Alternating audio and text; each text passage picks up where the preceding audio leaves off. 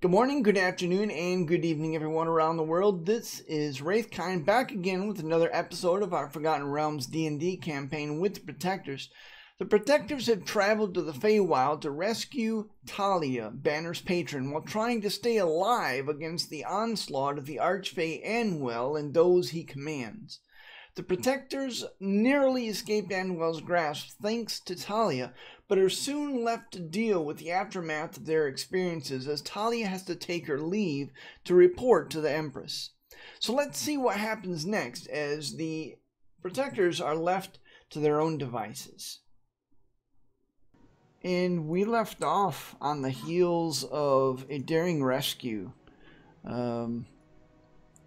having met, faced, and somehow lived through an encounter with Anwell, an Archfey of revealed to be of House Catha. Does anybody want to continue the recap and finish it up? I can recap the rest of it. Go ahead. It goes like this.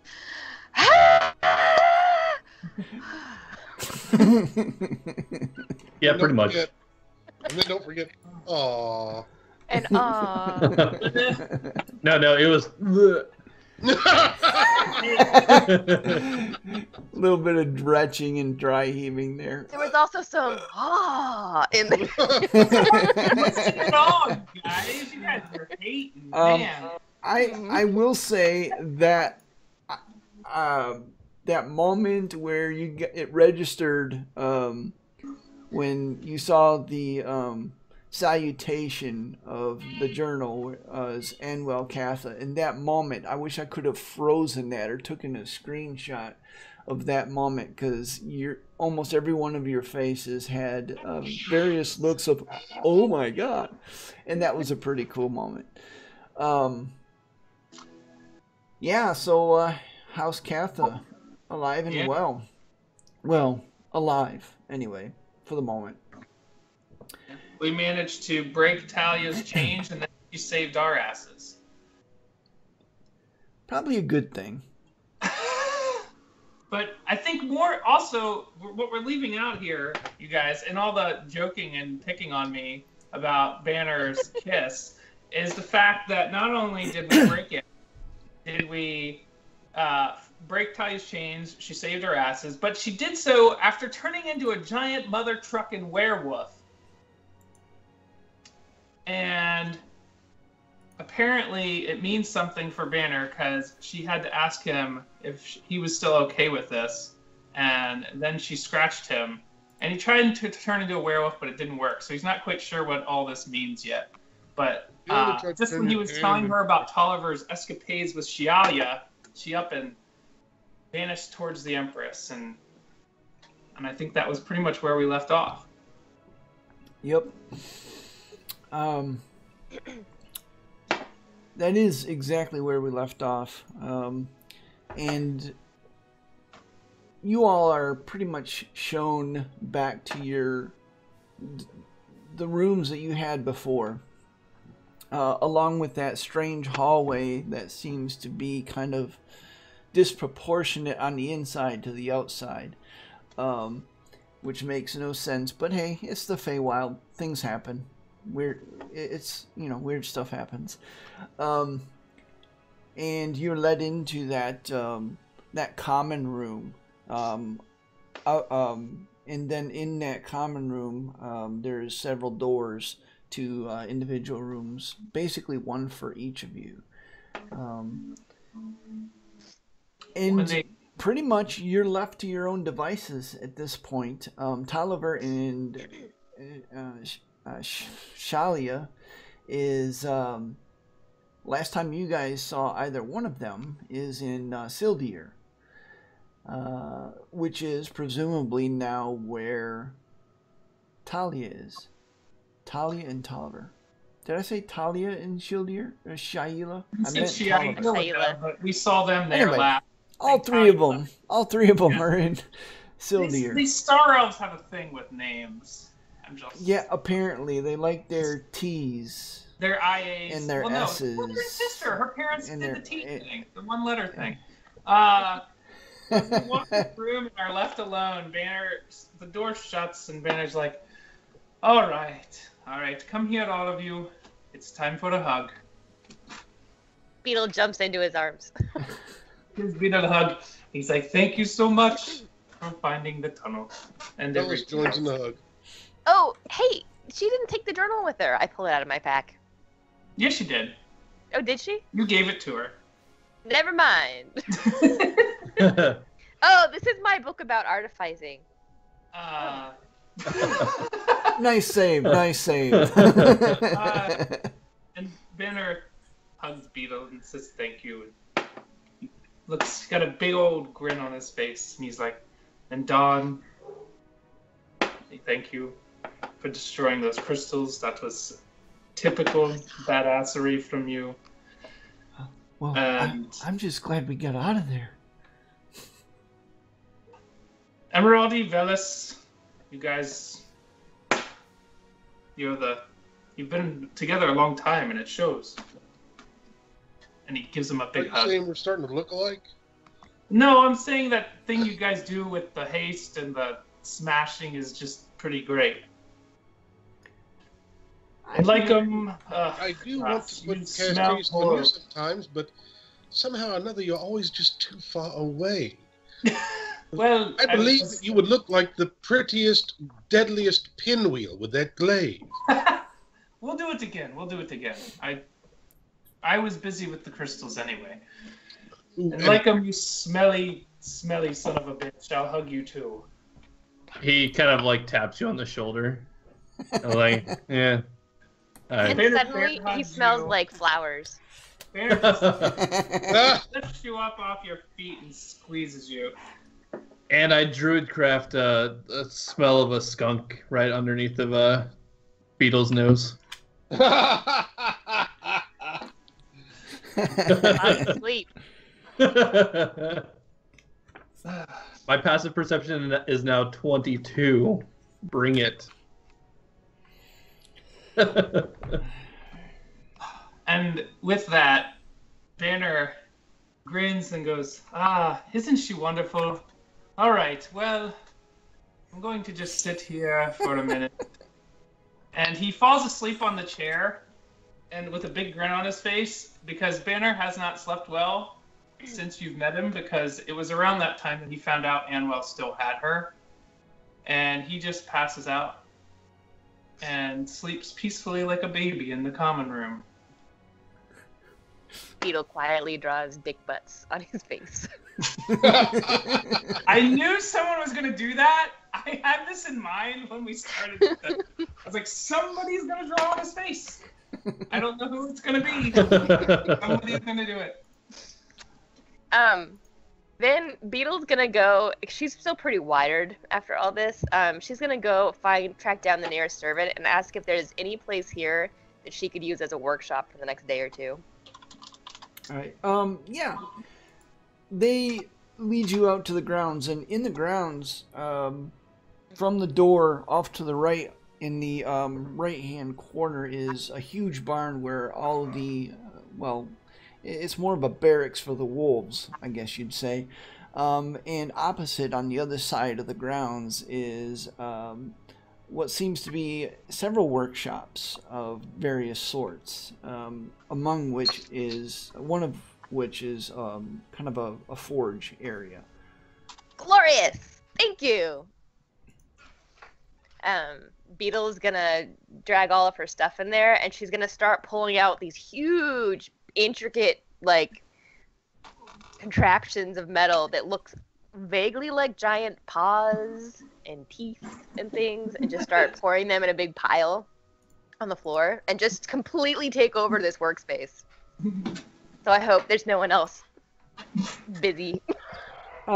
Actually, as you do so, there were a few craftsmen in the area, other star elves that were working away, doing the things necessary to keep the house going. You know, fixing various bits in snaffle bits and reins and saddles and things like that, and all of the things necessary to keep it keep things running smoothly. And at first they don't pay you any mind. They just motion you to a bench that is empty. But as you begin pulling these things out, you notice that some of the work has slowed, and some of the star elves seem to be staring at you or watching you from the corner of their eyes, as they've never seen these kind of contraptions before. I pay no attention to them whatsoever. And I go to work, which is going to be, at some point, like I'm going to go to work, but at some point I will be summoning Cog, like in the next couple hours, because I'm going to need his face for a guide, basically. And because I'm going to order like a little dish of like smoked fish for him, which is his favorite, because he's the bravest owl ever. Sure. During the course of your work, that is exactly what you do. Can Emerald make a roll for the prayer development? Oh, yeah. I still need to talk to you about that offline. I keep forgetting. I'll make a big note this time. Actually, I will make a post-it and stick it right on my monitor, because I'm always forgetting things like that. There's my roll right there. Yeah, a successful roll. You're well on your way. How many successes you have now? This will be number 9. Oh, awesome. You're very close. Lycan will do his for stealth and elf form as well. All right.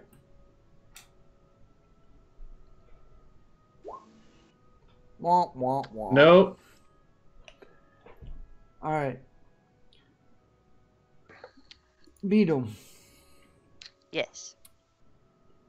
You begin building. And as is your norm, whenever you're really focused on a project, you quickly lose track of time as you begin assembling this part and that part. And some of the star elves finally complete their work. Most of them leave, although a couple of them just kind of lean against the desks or the workstations they're at, or take a seat nearby and just now are openly staring at you. But you don't even notice them as you're completely lost. It's almost as if some kind of feverish inspiration has taken hold of you as you continue your work. And it takes quite a while. Matter of fact, though you're not aware of it, another 4 hours have passed as you actually went over to a workstation and just pulled the drawer right out of it. And you're like looking at it this way and that way, and talking to yourself. You're like, oh, I think that'll do. And you continue to work, this time with some kind of drawer as you're trying to work it into a recess, and all kinds of interesting things. And over the course of 4 hours, 5 hours, 6 hours now straight, now the form is easily, you can tell what it is. And a few star elves, the few star elves that are there, kind of raise their eyebrows and perhaps a mix of surprise and mild reserved appreciation. And it's done, with one exception. I haven't put in the arcane heart yet. The core. It's standing there, and its chest is open. You have this kind of compartment that slides open like this and off to the side. And in the heart, the beating heart, or the empty heart of this now mechanical beast, where its main drive is a socket. And you're starting to feel tired now, as it's been quite a while. You never rested after the battle. You are quite exhausted, but still under the throes of this feverish inspiration. You almost reverently take out this arcane power source. I'm gonna do a thing. Okay. I'm gonna take it, I'm gonna hold it in my hand, and I'm just gonna start whispering to it. And I'm not gonna tell anybody what I say. And then, continue. As you do so, well, first of all, when you take it out, you notice that the glow has dulled somewhat. And looking at it, you realize that somehow, some way that you can't possibly begin to understand, this moment of inspiration, whether it is a god themselves giving you the inspiration, you're not really sure, but you intuitively understand what it needs. And as you begin whispering to it, you feel a surge of mana as the magic innately inside of you surges through your body and starts pumping or pulsing into the arcane core. Slowly, minute by minute, it begins to brighten and to hum, and little arcs of electricity start coming off of it. Zzz, zzz, zzz, zzz. As you essentially expend all of, mechanically speaking, you expend all of your spell slots, whatever was remaining, as you power this core. And then you kind of almost reverently slide it into place. There's a little resistance. You have to kind of turn it a little bit, twist it a little bit, and then it goes with a loud click. It falls into place. For a moment, nothing happens as you kind of carefully close the door and then close the latch. Brush a speck of dust off of it, polish it up. And you wait. A couple minutes pass. And nothing happens. And just as you are beginning to despair that maybe somehow you had missed some important detail, the eyes light up with a soft pink light. The irises retract. And with kind of this loud, clanking, thunderous, creaking sound, your new mechanical servant lumbers to its feet. There you are. Hey there, boy. We're gonna have a lot of fun. It seems to look around and take in its surroundings for the first time. Everything new and wondrous somehow. Backs up a few steps. And then its gaze returns to you, and its irises kind of contract to small pupils. The pink light seems to flicker just a little bit, with a kind of pinkish electricity arc as it arcs across the eye. And you hear a hum deep within it. Something you half expected as it registers you as its owner, companion. You're not sure. You've never made something like this. What do you do? I walk up to him and I reach up and I just put my hand like on his muzzle, like on his nose. As you do so, it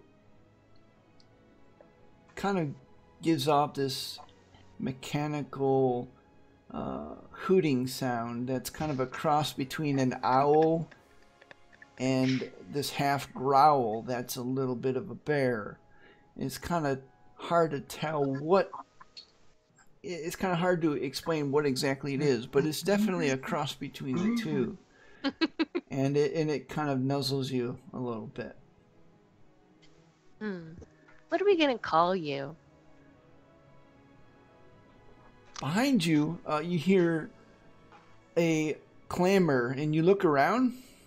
One of the star elves gets up embarrassedly, having fallen off of his seat and kind of brushing off his pants, and he goes, "Sorry, I'm gonna go now," he says, and he walks off.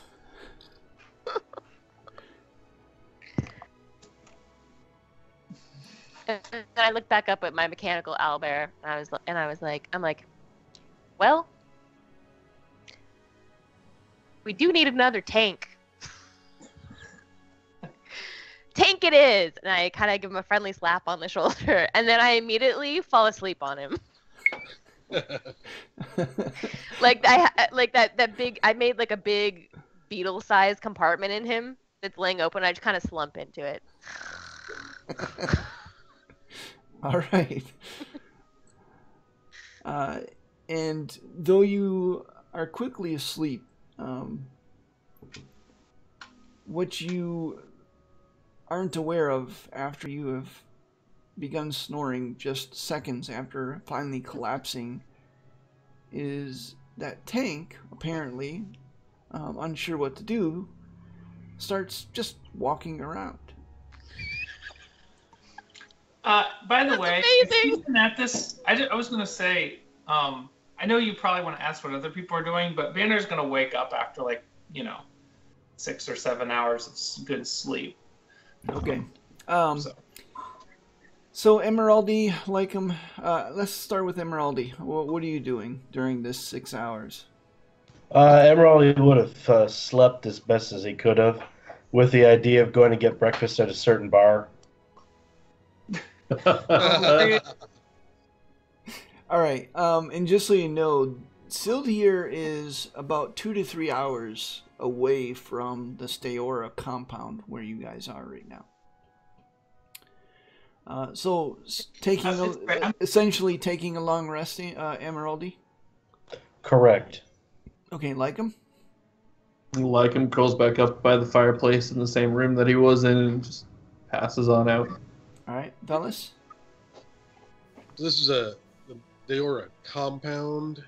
Yeah, you are at the Steora compound. This is where you initially came after having braved the Feywild itself. And you guys met Tolliver. Well, Velas is gonna toss a small pack over his shoulder and kind of wander out into the surroundings and just Okay. kind of try to get to know people and whatnot. And the surroundings of the compound, or just around inside the compound? well, are there? He's going to go out there, see if there are any taverns, try to talk to people, just try to learn about the Feywild, and just this is a fabulous new place he is, and he's got to learn about it. Okay. Let me ask you this: are you taking a long rest before you do so? Because none of you have rested since the fight with Anwell, unless you take a long rest. Yeah, I should probably take a long rest before I. Okay. Do And this. if so, if Alright. you are, then Lycum would join you on your little adventure. Just kind of. Just say Banner was planning to take Emeraldi back to his lady. All right. It would, what's really funny is we should all go and we should just have Beetle asleep on Tank going with us. That would be Yes. Done. Well, He'll go with you. We'll see how that goes. I'm not. I actually have to. This is new for me too, because tank is not necessarily a familiar. So it's kind of a beast of a different sort, if you catch my meaning. So, Velis, while you're whispering to me, I will go to Banner. Banner, you wake up after a long rest. I'm just going to fast forward 8 hours. Beetle at this point has been sleeping for about 2 of them. Though you look around where you're at, you don't see Beetle anywhere. I'm in the room, and I guess Lycum and Velis and everybody are still sleeping there, more or less. Yeah. I wake up. Lycum would be awake by this point. Emeraldi and Lycum and Velis are kind of starting to stir, because they basically went to bed about the same time. So you all are kind of waking up at the same time. Okay. Banner wakes up, and he's like, just feels good. He's like, oh, that stinks. Lycum, come on. He goes to the bathroom and sees his face is like covered in like weird marks, and he washes his face. And he's like, and he comes back out and he's like, all right, Emeraldi, you have a date to keep. I need to get you back to whoever that lady is, who I don't have her name handy at the moment, but I will get you back to her. I have to look at that myself. Hang on, I'm going to pull up my... the broken elf. Yeah. Urhela about Flint right. Shaper. All right, hang on here. Primer. Yeah, Hella. And I start trying to rouse everybody together. All right. You realize Beetle's not there. Yeah, Beetle's nowhere to be seen. You look in all the rooms adjoining that common room. I check under Empty. sinks and in cupboards that are like this big. No Beetle. No Beetle. You go down to the main hall, the great hall there. No Beetle there either. There's like mounds of fruits and vegetables and cheeses, a few wine, and kind of even though the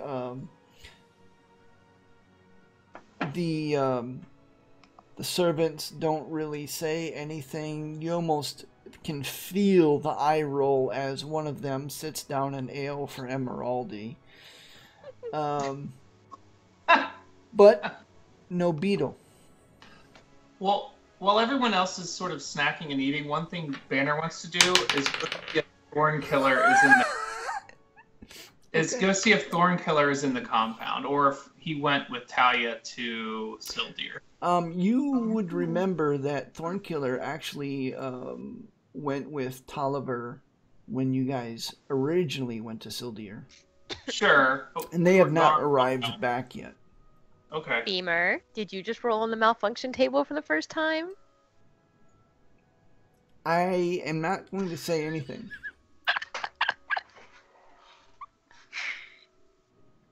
Okay. Well, if I assume he's not there, then I'll just...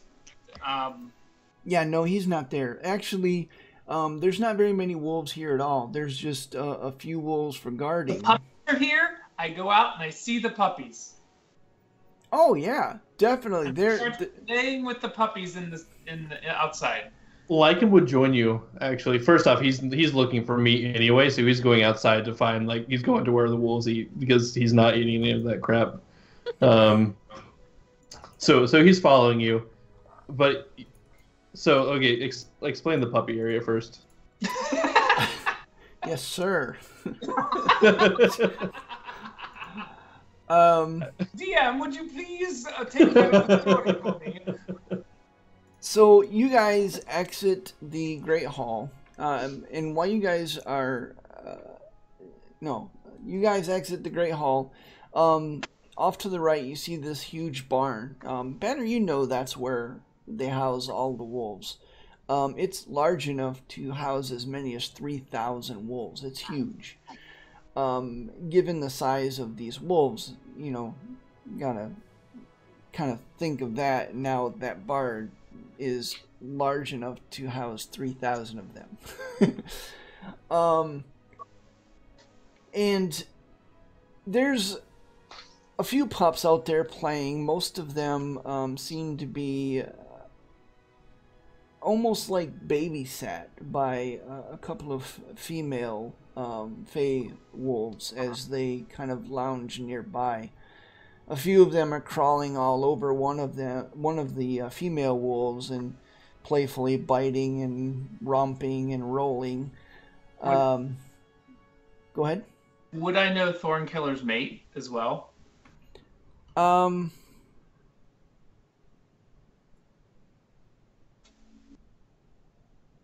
If he has one. Make a general intelligence check. Sure.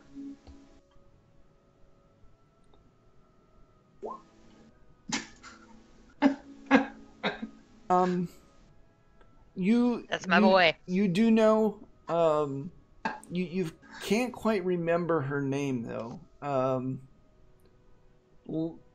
Given the fact that she's never far away from Thornkiller, you would assume that she is with him.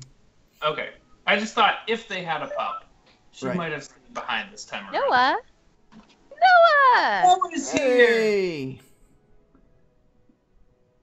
Hello. you broke stuff. Like when you're No. about to play with puppies. Break all the things. Well, I go out and My things didn't take as long as I thought they would. So Yay. I'll be hopping in with you guys. Awesome. A little belatedly. That is okay. We can Awesome. roll with it. That's yay. So I'm sorry. Back to what you were saying, Benner. Oh, I was just to say, I go out and I join them, and I assume some of them know me, the adult females that have stayed behind, or males that have stayed behind. I don't know how it works with the wolves, but Yeah. As you do so, the two females there do sniff the air. You know from experience that you don't just go up to the babies and start playing with them. Both you and Lycum go up to the females and allow them to sniff you, and do the whole getting your scent thing. And as you do so, after a few seconds, both of them lay their heads back down and seem content, or seem like it's their assent to go ahead and do whatever it is that you're gonna do. Banner, immediately you see Lycum's ears just like all of a sudden they like perk up, go in like opposite directions a little bit, and you see this wry look on this wolf's face, this dire wolf's face. And I just like start jumping around and like playing around with the little babies as carefully as possible. Like I'm not going to hurt them, but I'm just like, you see Lycum go from a 600-year-old elf, like hardened elf, to he's playing and enjoying, just like rolling around in the dirt with the little pups. And he goes off and just is like having fun. He's like that happy dog that's like jumping and like going circles and stuff. Like, yeah. Blaine goes bounding off like a child.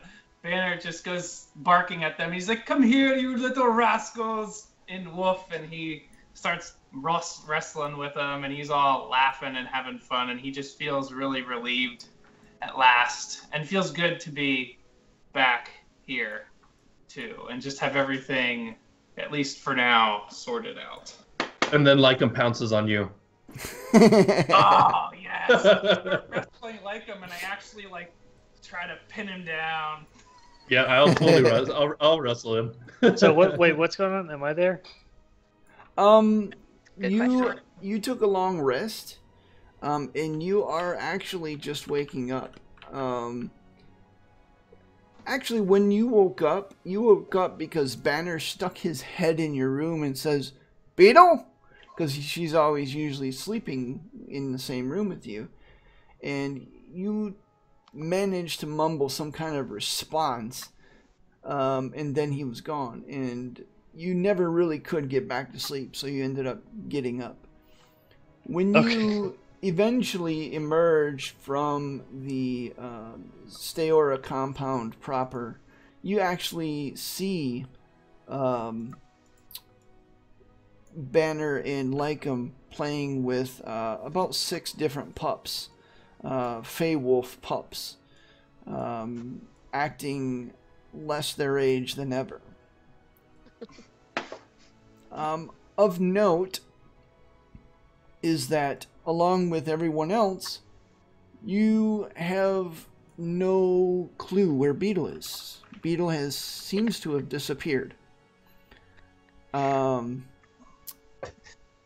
that is the extent of what's going on at this point. So, wait, I walk out and I see Lycum and Banner in wolf form just tumbling around. Or I walk out in time to see Lycum turn into his wolf. Yeah, I've been in wolf form, slept in it, and then, like, woke up and like was walking around having fun with the group.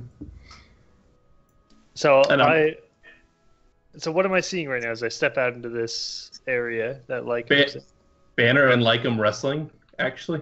Who else is around? Where are we? You're actually in the yard that makes up the Steora compound.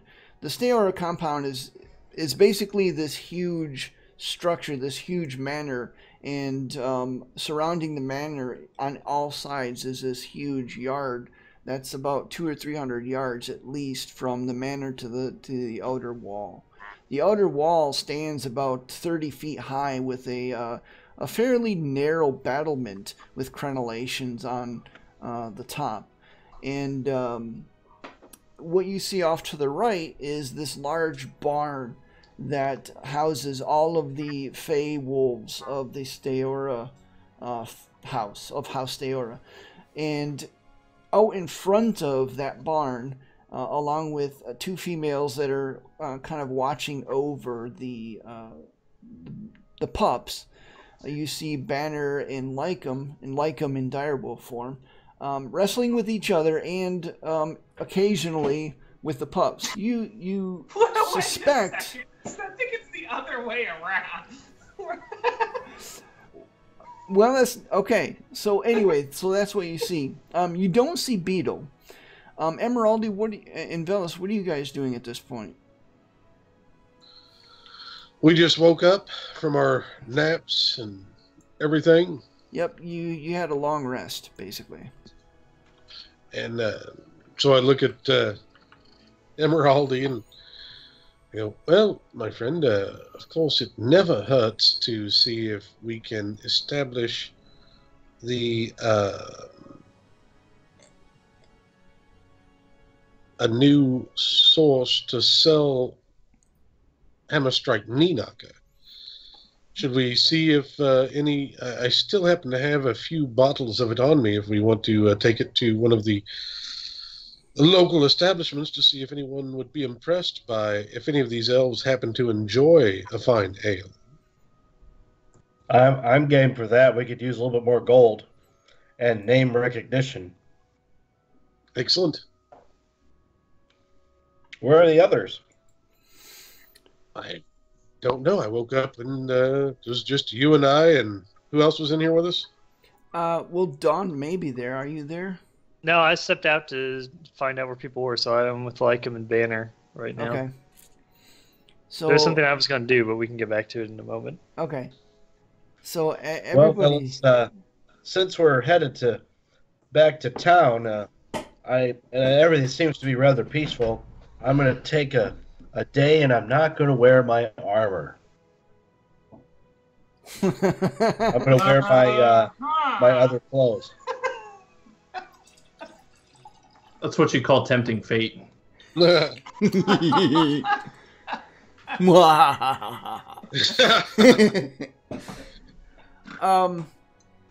right. So, as all this is going on, Lycum, you see the 2 female wolves' ears perk up, and their eyes and their faces turn towards the the outer wall where the main entrance is. And just outside the outer wall, you hear this thunderous and like trees being scratched, and bong, you hear this metallic bong, and immediately Lycum is defensive and ready to like protect the cubs. Like I've stopped playing with Banner. I'm now in like protective mode. Like I'm keeping an eye, figuring out what's going on. And you also hear as this cacophony of sound continues, this kind of hooting growl that seems to emit from over the wall, and then you hear some more metallic sounds of bong. What do you do? Would I have any clue, like what the metallic noise? I don't think I would know, but the hooting roar, does it? Make a nature check, but at disadvantage because of the rest of the accompanying sound just doesn't. Okay, so this is what you think you think you heard an owlbear, but it makes no sense, absolutely no sense to you because they're not metal. Yeah, I tell that to Banner and the female wolves, like, all right, so owl bear, metal owl. Is the wall? Is there a gate in the wall near where we're at? Oh yeah, the gate's or battlement. The gate's there. It's like a double doors actually. Okay. Huge. I double go out. doors. I go running out to investigate, I guess, or I go see what the heck's going on. Yeah. I'll follow him stealthily. And as you exit, you see the guards that are actually on the battlements up by the crenellations with their bows. They have arrows knocked, but as you're passing, all of their faces look completely confused as they're just kind of, and you see their faces like going, their heads turning like from the right into the left as they're watching something. And they're not even sure what to do at this point, which is quite clearly written on their faces. As you exit, you see off along the edge of the tree line a fairly decently sized tree of a few inches thick just topple as the base of it kind of explodes into smithereens. And at the base of it, running basically through the trunk of this tree, toppling this tree, this large mechanical owl bear. And, does it look like Burt Reynolds a little bit? It's similar in style, yes. But okay. As you're watching it, it after it bolts through the trunk of this tree, it like stops, turns, and then kind of crouches playfully, and then it looks around and sees another tree. It stands up on both legs and gives this kind of hooting growl. And then it lands on its all fours again and just charges, and you see another tree go as it just headbutts the thing and topples another tree. Lycum looks over at Banner and says in wolf form, "What the?" I go, Burt Reynolds? Beetle? Banner, do you know what that is? Who are you talking to, Don? I'm talking to Banner. Oh. I don't know what that is. Beetle, is this yours? Beetle!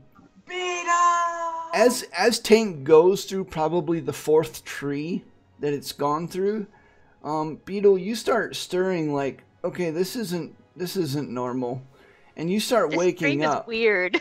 Yeah, you were having some weird dreams, but then you start realizing, wait, this isn't a dream. And you wake up and you're like bouncing all over on the inside of this mechanical thing, as you can tell just from how much it's jostling you.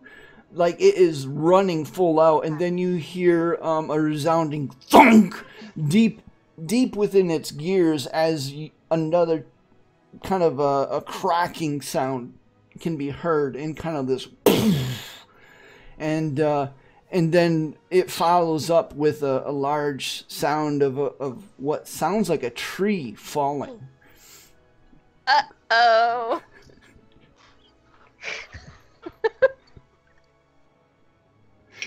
And as if from a great distance, you hear Banner saying, "Peter?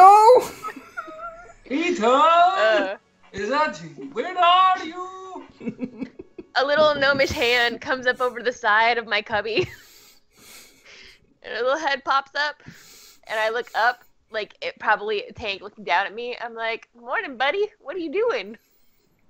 It stands up on both of its hind legs and kind of looks down at you as best it can, and it kind of cocks its head playfully, and then it lands on all fours and crouches as if it's going to run again. Okay, one more, and then we gotta go explain ourselves, and then I gotta go back to sleep. And it takes off, and it takes off so quickly it almost gives you whiplash, and you look up and you're like, "Oh crap," and you duck inside just as he hits this another small tree, and it kind of explodes into smithereens.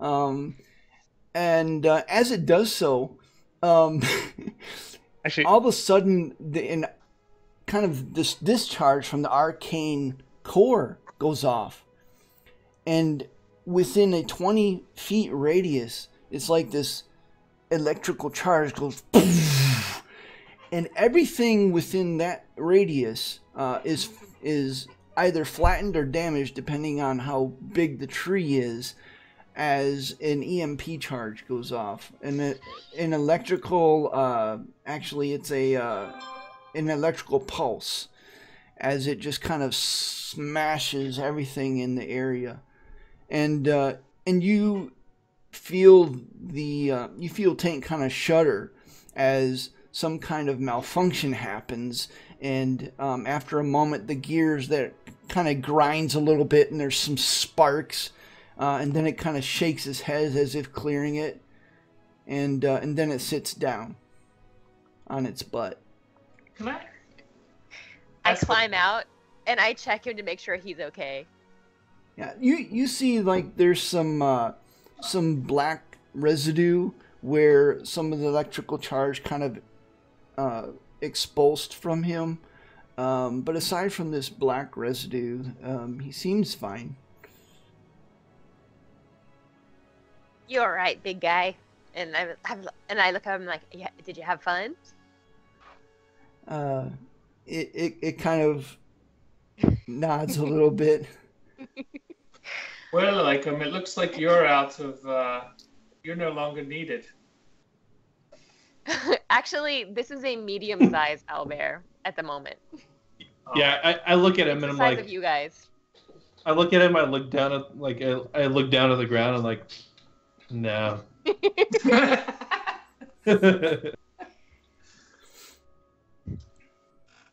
I kind of like tug Tank over because I'm like, "Hi guys, look what I did!" Yeah. how long have you been working on this? And why haven't we seen it? Well, you have Where seen were you me work keeping on it?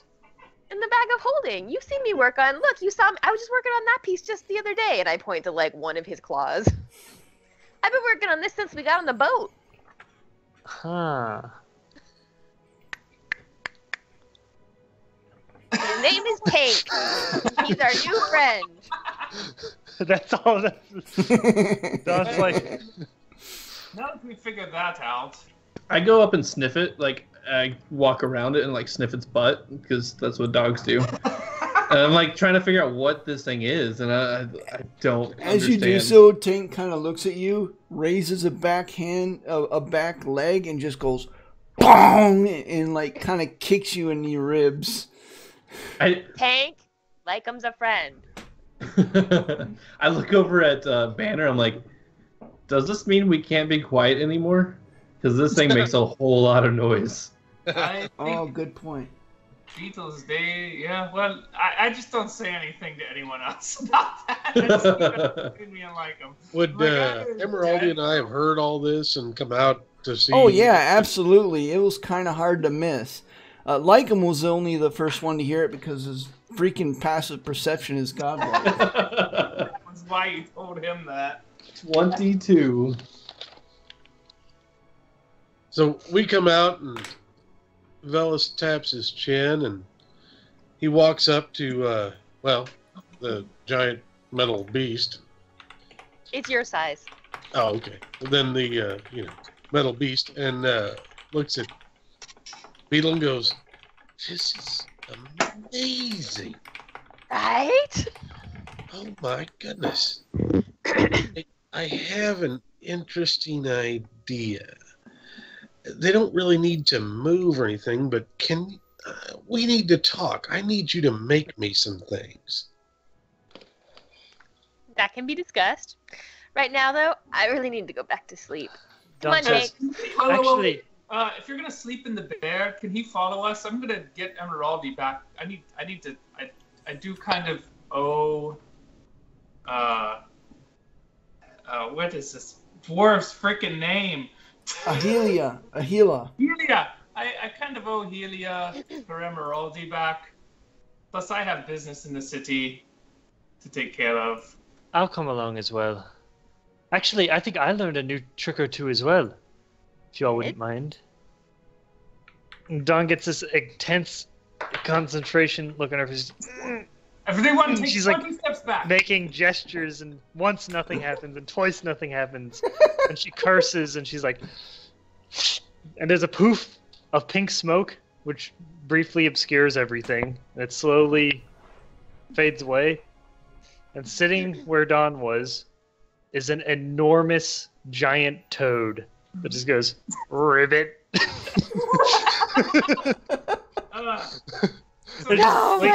It blinks with huge bulbous eyes. It just like looks I around. go over and start prodding the toad everywhere. It's like really like elastic, like boing, boing. Let's see the tongue. What can you do with it?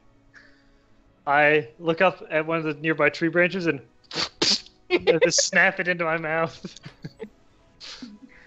And then I flex down and I leap as far as I can, which according to the monster manual is a 20-foot standing long jump. Just boing! I just bounce 20 feet.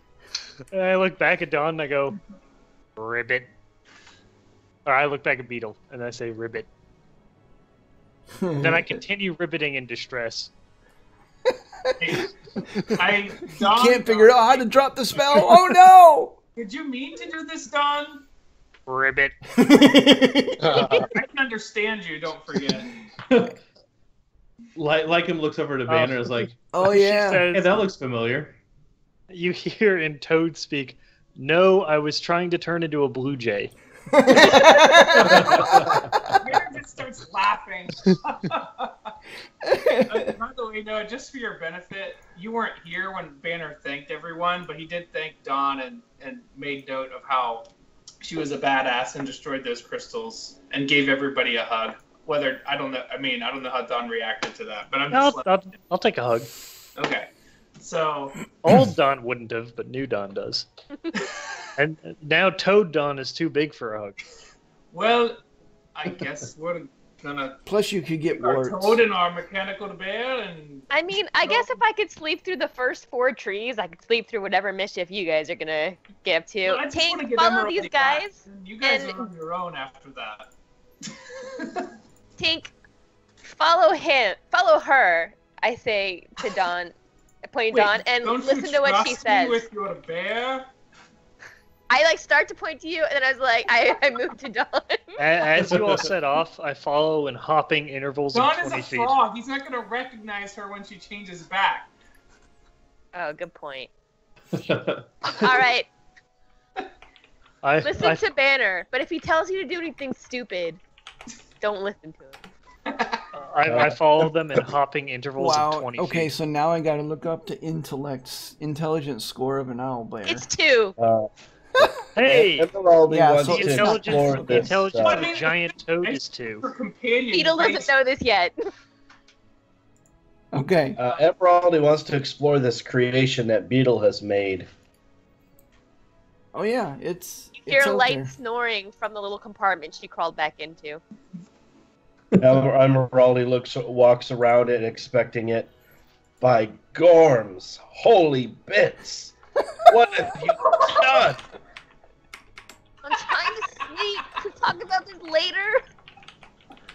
Did you All right, create everyone, just try life? and keep it down a little bit. I don't understand why we're keeping her awake when this thing was blowing things up, but Gorm's holy bits. that was the best. That was First I've amazing. ever heard. The giant toad nods sagely and says, "Ribbit." Okay. By the way, Which I'd imagine is very loud from a This is going large-sized to be the toad. best parade we've ever had. we have dire Oh. wolves, a giant toad, a giant bear. Just wait. Just wait. By I the got way, one. I just want to ask: is Banner feeling as good? Is Banner feel anything odd since being scratched at all? He's wondering if something's going on after that because he still doesn't understand it all. So I'm just asking. Hold on. I gotta look at something real quick before I answer that question. Emeraldi calls back to Velas. Velas, I think we need to change the name of our merry band from the Protectors to the Circus. That would be fabulous. I know it would probably The fit Death right up your alley, but Circus. We could be the Death Circus. Hey, Brian, is there a body of water for me to jump in? There's small ponds that Okay. decorate I'll- the. I'll jump into one of the small ponds. How much water does my giant toad displace? So the small pond that you particle managed to of fear. get into is not very deep, but it's deep enough that as you after you jump in and the water settles, all the rest of you see is its eyes. It's just two big eyes, like peering out of the pond. And look you at Dawn, I and go- you hear kind of a bubbling ribbit. I am amphibious. I can breathe underwater now. Could be the Circus of Fear. Ooh, I like that. And he looks at Dawn because she uses fear all the time. I shoot my tongue out at a big fly, and I eat it. Okay. Going back to Banner real quick. What you notice, though you knew you had access to them before, should you choose to access those spells, You die. they are beyond your reach. As if somehow every time you try to mentally grasp it or think of them, it's almost like it's something that's slick that kind of slips through your fingers, mentally speaking. However, in its place, you feel something a little bit more malicious, a presence that is naked and dark, a presence that is definitely more bloody than that which you have had before. You're not, I would assume that you're not really sure how you feel about that, because it's something that kind of permeates your being now. Taking on a patron for any warlock is no small thing, because in essence, a part of them becomes a part of you. And now that part of Talia that you have apparently agreed to take on is much darker, much more sinister than perhaps you expected. As if you feel as if perhaps a little soiled. Is there a that was a perfectly adequate explanation, so don't get me wrong when I asked this, because that was amazing. would you describe a certain sense of bloodlust as part of that? Yes, Okay. absolutely. Something that is not overriding your own sensibilities, but you find this strange temper stirring just below the surface, and as it does so, you passively consider whether or not this is going to be an issue for you going forward. Being able to control that rage that seems to be ready to leap forward at a moment's notice. As if we needed someone else with anger issues. Okay. That will be interesting. I'm excited to cast my first curse and see what that does to me. Alright, so what are we doing? I'm going to try and take them back to Sildir. I'm going to go shopping. Alright. And so on our way back, by the way, Brian, I think I'm guessing that giant eagle is something that I would have already known at some point. Yeah, Now that I would assume some shapes are kind of... that one felt standard, if that makes like sense. an eagle, kind of standard, but bigger. for the lack of better terminology. Okay. Well, as we're going along, all of a sudden you see Lycum's wolf just start to... I look over at Banner and I kind of wink, and then I just take off. And as I get to about max speed, I jump and I transform into a giant eagle, and I start flying around.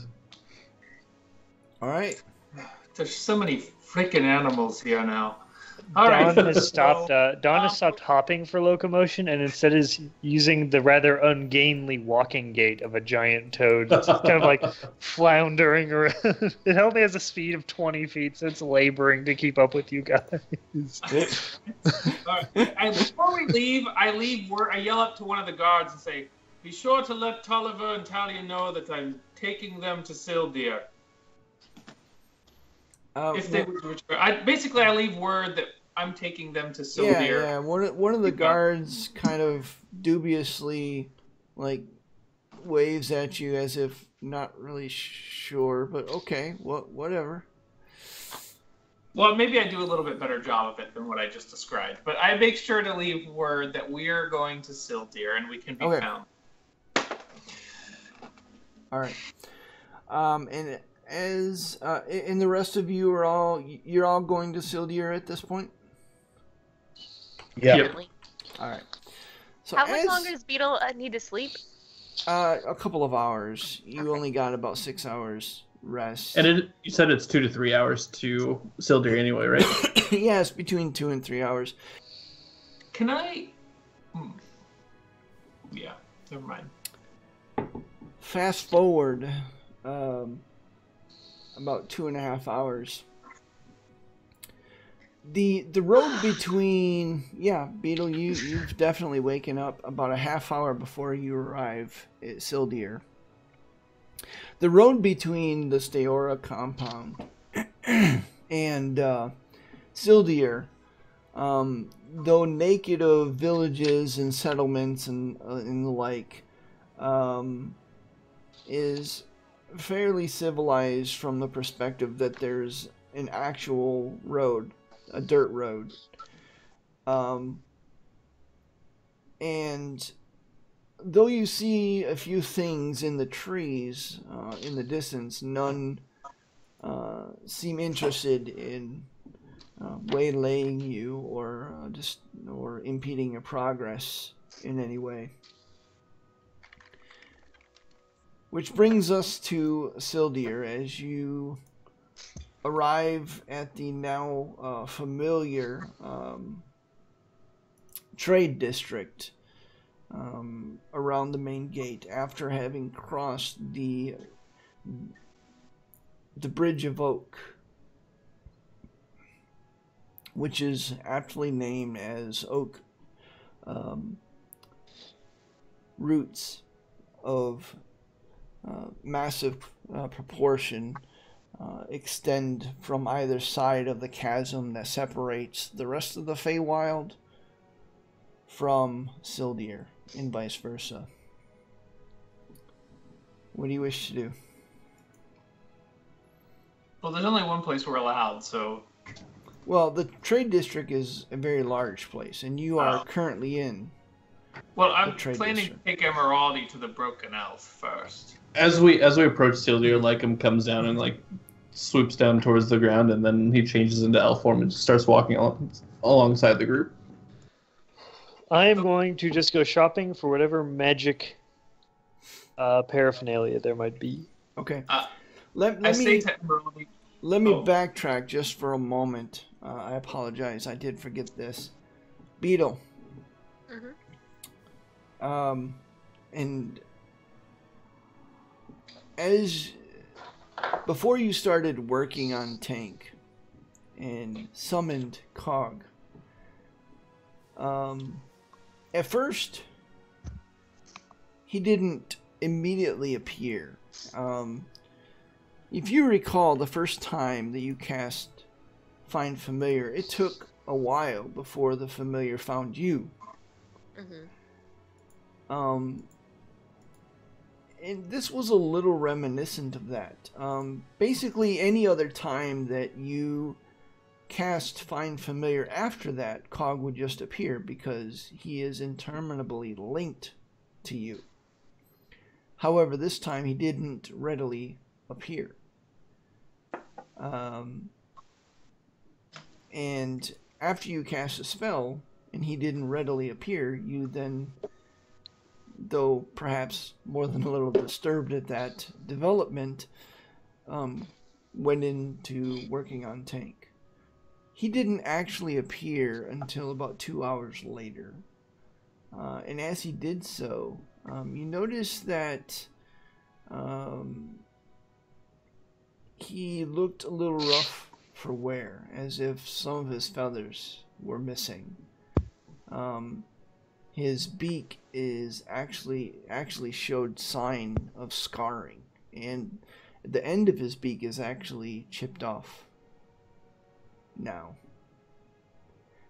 You really don't know if at some point this will change, that as he recovers from his ordeal, this may naturally heal. You're not really sure. You've never encountered something quite like this.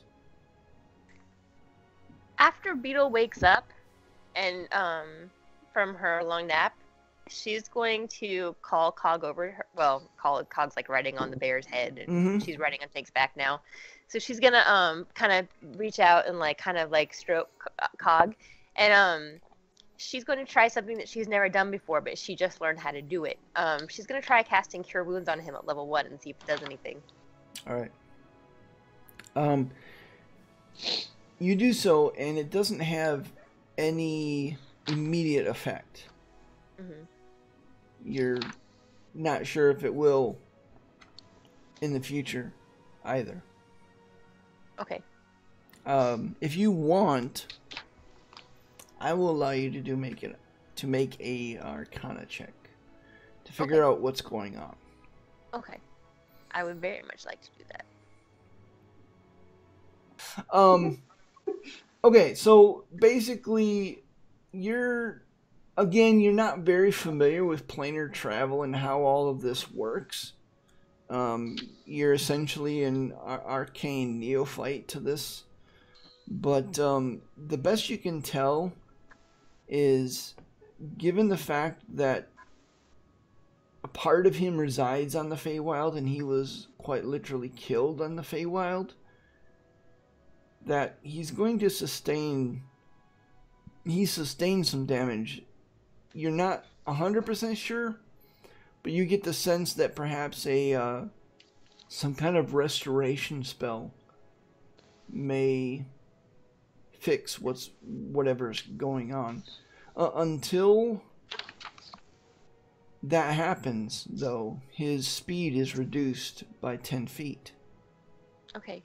His flying speed is reduced by 10 feet. Once I figured this out, Lycum is in elf form again now, right? As we're walking along at some point. Yep. Like, can you come look at Cog? Yeah, what's up? Well, remember when douche nozzle firebolted him? I mean, look at him. I think he needs. I mean, I learned how to cast a cure spell, and I tried it on him, but it didn't do anything. I feel like he needs something like a restoration, maybe. Do you have anything like that today? Yeah, I do. And I walk up to him and can I do a nature check with him or something just to like get a sense?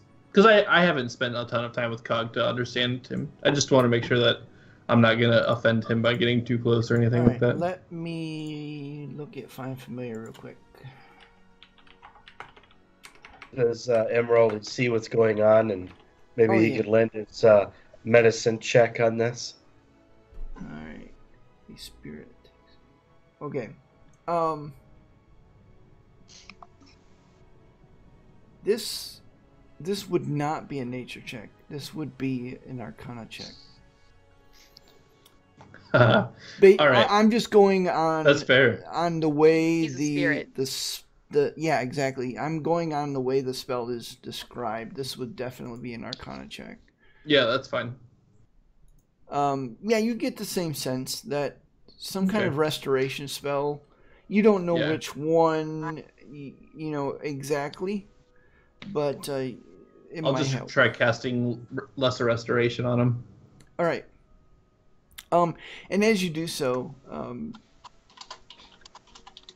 Beetle, you see that some of his feathers seem to kind of almost like a time-lapse video where it just kind of it grows really quick.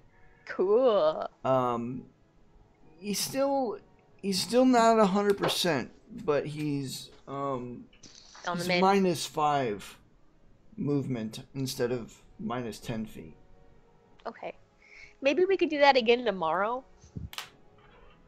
You don't want to ask your fellow paladin priest for any help? Thanks. Oh. And I can technically cast it a couple more times. Also, Beetle, this is one of those spells that since coming to this group, I haven't not prepared. I haven't gone without. That's good to know because God knows we need it sometimes. Yeah, and you yes, get the sense you do. basically by seeing what has happened when you cast Lesser Restoration, you get the sense that it would take at least one more pop of that before. I look over at Emeraldy, and I say, "Your turn, buddy." Well, speaking of goddess, Beranar help Beetle's friend.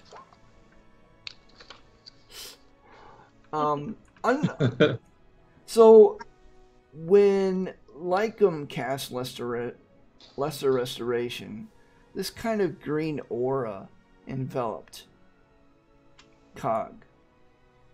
However, this time it's a very bright white aura that settles upon Cog as the rest of his feathers grow back, and he begins preening himself with a perfect beak. As it does so, and the vestiges of his rather nasty encounter with Scorching Ray is erased. I just kind of grin around everybody. I'm like, you guys are the best. Also, Baranor's light is really pretty. And You should see it inside of a forge.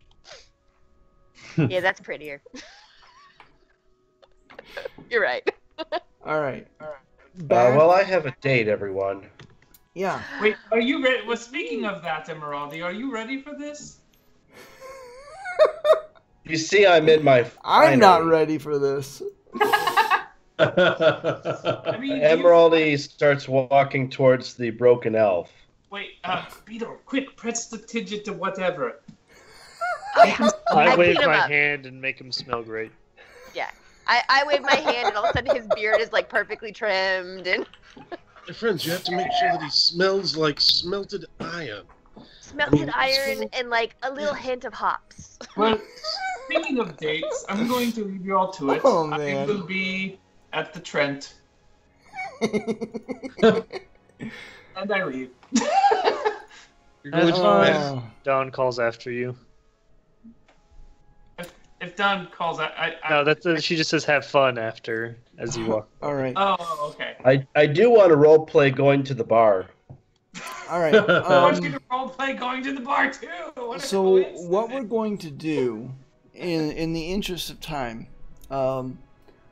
first of all, how long are you guys able to stay? I'm good till midnight if you guys can stay that long. I'm good that long. Hour and a half. It's good for me.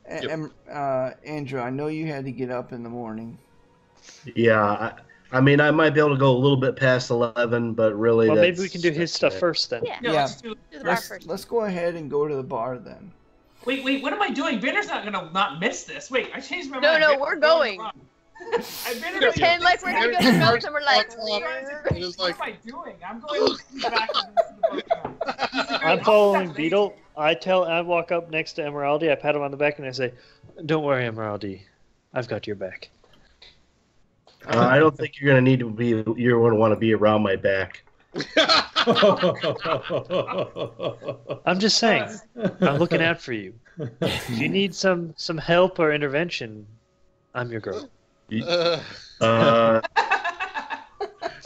Are you inquiring about joining us?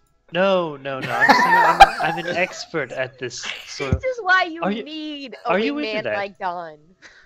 Let's all go to the Broken Elf, please. This is getting very weird. I might actually leave if we don't. I agree. This is getting. Is it a weird. good thing or? I walk over to Velis and I say, "First round's on me." Emeraldi kind of in a stark voice. I don't think you guys are going to be drinking at all. Huh? Hey? You'll see. Hey Brian, does alcohol work no. on me? It Oh, was like 17 I days when I actually rolled get that. what I don't know you're how saying. long it's Yeah. It's I okay. actually get It it. works. Okay. So you guys all find the Broken Elf. The low-roofed wooden building reminiscent of Dwarven architecture, in front of which hangs a placard of a red-faced elf with a tankard in hand that looks as if he had just fallen right on his butt, with a leg bent at an odd angle. And as you step in, the now familiar surroundings with the circular tables and chairs and a fireplace with what looks to be a fresh something turning on the spit. You don't know exactly what it is, but the smells emanating from it make all of your mouths water.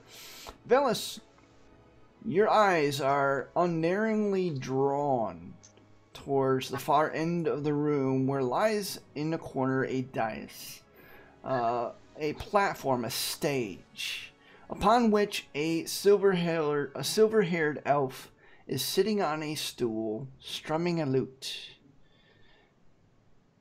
and seems to be about to begin a story. And as he strums his lute, kind of this fickle sound, he begins his story. And he says, "In the beginning, when the dew of creation still lay wet, truth become known. The youngest sister had turned upon the plains. There were 3 elves. The youngest sister was the most cunning, the oldest sister was the wisest, and the middle child was the most eager. Their father watched over them from afar. Together they made a beautiful and sometimes capricious trio, and all was well in the realm of the Fae. However, such paradise among siblings could not last for long. The youngest sister had always been quick of mind and bold to a fault, and had no fear of exploring and dangerous places. with her brother and sister elsewhere, the youngest elf began exploring the shadowy reaches of their plane, and she discovered that there were invaders there. They were creatures that had been once served the gods, but had been cast out for their refusal to obey. Herself headstrong, the youngest sister sympathized with these outsiders and began treating with them as if they were her allies. He continues to strum a fickle little tune, but now has a darker tone to it. As he continues his story and says, when the older siblings learned of their sister's dealings with the dark creatures, they confronted her. Unwilling to bend, the youngest sister lashed out at her brother, striking so quickly that at first the brother thought the attack to be some kind of dark joke. Only when the oldest and wisest sibling intervened did the truth become known. The younger sister had turned against her siblings, and there was unrest in the Fey realm as a result. The royal children of the Feywild, once idolized as a trio, had now been sundered forever. His strumming takes on a dark and combative note as he continues his story. After the attack on her brother, the younger sister fled, then rallied her supporters to her side. For what seemed like aeons, the younger sister waged war on her older siblings, who in turn had marshaled their own forces. The lush and verdant Feywild ran red with the blood of elves, and violence became the standard of the day. A sad and lilting sound comes from his lute as he continues. Finally, after years of conflict, the brother and older sister defeated their younger sister, who fled to the darkest regions of the Fey realm, the Feydark, where she set up her own kingdom and became the Unseelie Court. The youngest sister embraced her new home and became the queen of her realm, and so the harmony of the Fey realm had been permanently disturbed. No longer unified with their sibling, the oldest sister felt deep obligation to remain to the rival and counteract her sister's dark schemes.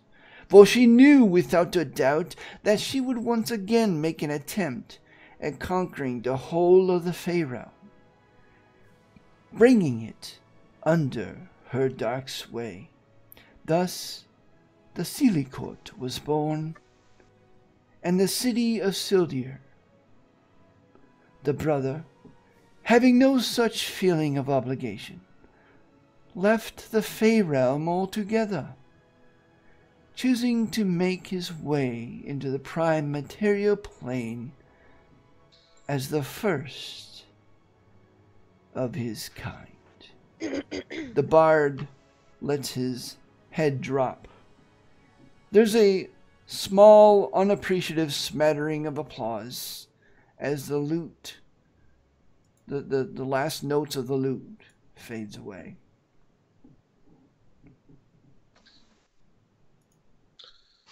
I applaud. Was his mastery of the lute good? It's a good or question. her? Is a silver-haired child? I didn't know if it was male. It's male or female. It was decent. Male and female. You could definitely. It was a female elf. It was definitely. You could definitely do better. So you get the sense that she's looking at her. She's very young. So it stands to reason that she is fairly new to her craft. There's a how many people are in here? And of course they're mostly elves or fae. There's a few. Actually, looking around, there's mostly dwarves. A few star elves and a few humans.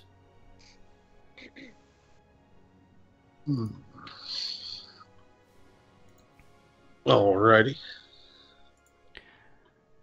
Well, I look at Emeraldy and say, and then I look from him to the bartender or proprietress, as it may be. They say, my friend, I believe that she is looking your direction. And as you say that, And there's a strange glint to her eye. the ponytailed, stained-toothed dwarf behind the bartender, behind the bar, excuse me, kind of rouses herself as if in rapt attention to the story the bard was playing. And Emeraldy, she sees you and she goes, "Oh, Emeraldy, back for some more, I say. Well, come on over, young dwarf. I've got some great ale for you."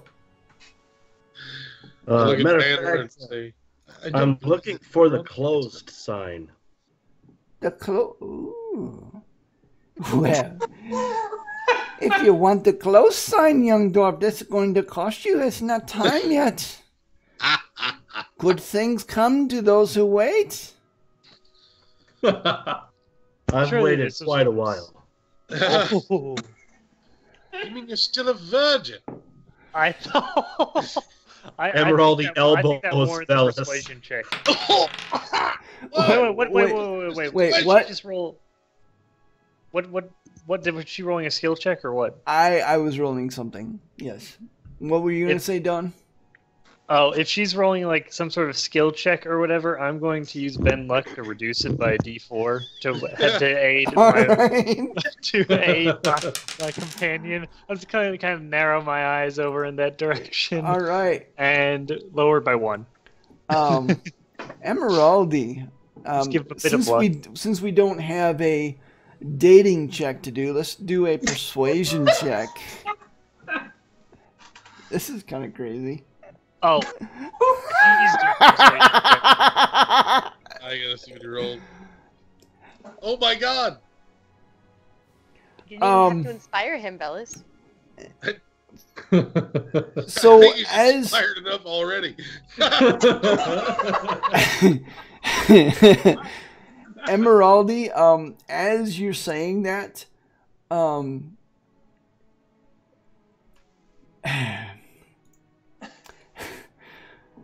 Erhela's mouth kind of drops open in surprise, and for a moment she seems surprisingly speechless as her mouth kind of works but nothing comes out. Then she looks around at each of you and she slams her hand down on the bar with a loud crack, and everybody in the room kind of jump, and she goes, "That's it! Everybody out!"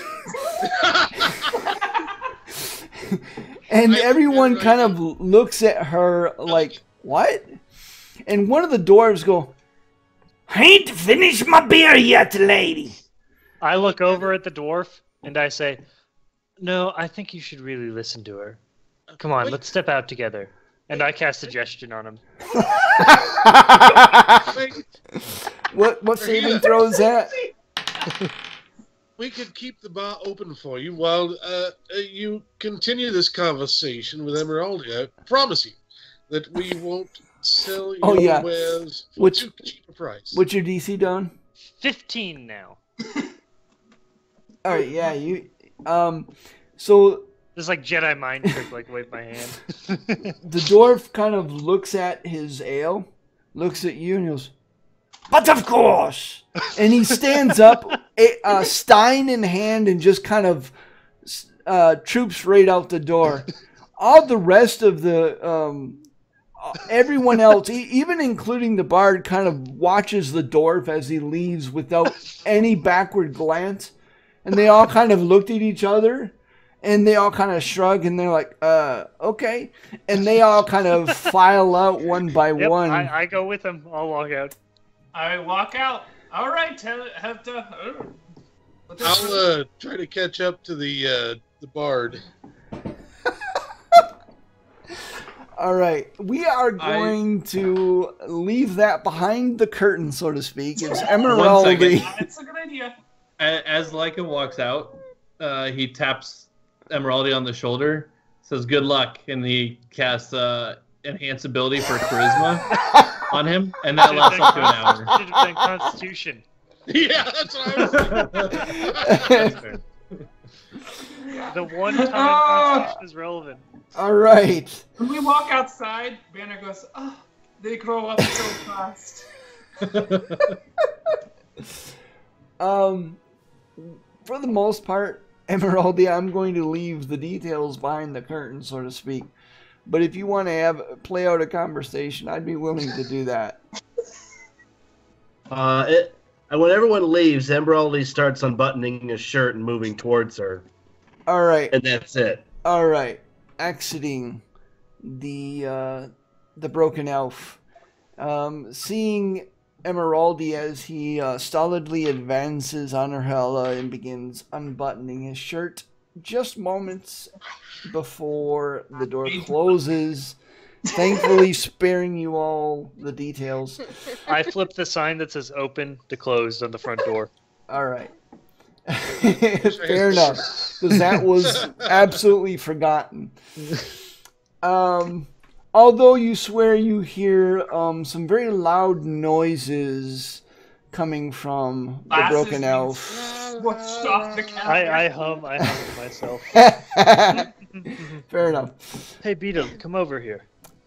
As I'm walking away. I happily skip after Dawn because this is hilarious. Okay, just 1 second. You guys can resume in just a moment. Valis, I'll get back to you. I haven't forgotten. You will be able to catch up to the bard. Okay, go.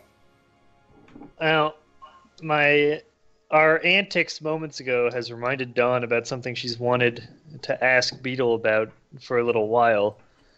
And she says, "Now, Beetle, I'm not sure if I've ever told this to you on as many words, but I've at some point garnered the ability to subtly influence events happening around me in my favor.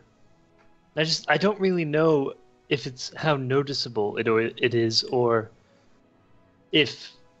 what it feels like." And as I'm talking, I stick my leg out and I try and trip Beetle, and I'm going to use Ben Luck to try and lower her acrobatics check just to see if she notices some sort of supernatural force. All right, make an acrobatics check minus D4. -3. So as she's stumbling, if something happens or if she feels something different. Yeah, as you begin, you see her foot go out like clear as day, and you've not fallen for this trick since you were like 5 years old, Beetle. And you kind of smirk at him as you lift up your leg to kind of nimbly hop over her leg, and as you do so, you're surprised. It's like time stands still for just a moment, and your smirk is replaced quickly by surprise, just seconds before you face plant. Boom! I reach out and catch her before she falls. Okay. I was just making a point. You know, I was gonna say no, but now that you mention it, what the hell was that? I don't know. If I see something, it's not much, but I can just give it a bit of a push, one way or the other. I can't do it to myself, though. I wish I could. That's something I'll have to work on. But, there have been times when a fireball has been going off or a bolt of lightning shot, that I've just been able to give you all a bit of a nudge out of the way. That's really cool. I like it. Well, considering that we're not dead, I like it too. Keep up the good work. All right, that's all I wanted to talk about, Beetle, so we can move on to Velis. All right, Velis. I've just never brought up that ability with anyone, so. The Star Elf sits upon a bench that's actually outside of the door to the right. Seemingly lost in thought as she kind of strums a few chords, as if she's trying to figure something out in her head. Perhaps a new song, perhaps a new rhyme. You're not really sure. Pardon me. Oh, yes, I saw you come in. Did you like the story? I did. I found it quite interesting. I was rather surprised that the other patrons, did not seem so intrigued by it. But it was a new story for me. Given the nature of the story, I would guess that here for the Seelie, as you called them, that it would be more of an old story and maybe often heard. Well, sort of. There is some debate, of course, as to whether or not this is actually a true story or an amalgamation of legends. I personally, perhaps it's the more romantic side of me, but I personally prefer to think of it as the truth. After all, it makes the most sense as to why the Feydark was there and why the Unseelie Court exists and why things are the way they are. And one of the things I noticed missing from the story was the names of the siblings.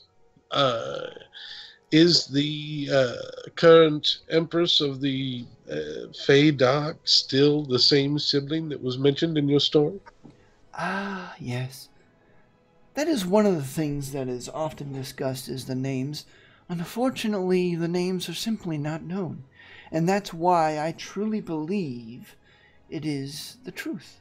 You see, the Empress, while raised from the house from which she belonged to, is still the Empress. And, it's hard to explain to an outsider. No offense intended. But the short version is that she's always been here. She was the first of the house. And essentially, even though they voted her technically in as Empress, they would not have voted otherwise. She's simply the most powerful of us. And the reason why there are no names is simply because,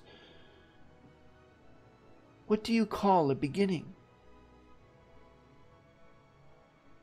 It has no name, it is a beginning. And eventually she shall be an ending.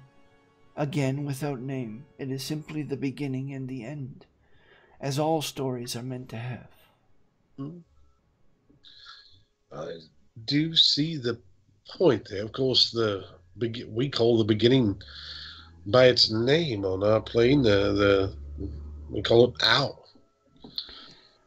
And as we, of course, being human and not knowing anything of the Fae's history, which is much to my dismay and sadness, and I don't know more of it. But were they not also created by Owl? They were. And actually, it is ironic, I find, that most star elves are so high and haughty, when really we have all the same father. That is very, tolerant for a star elf. No offense meant, but None taken. I just think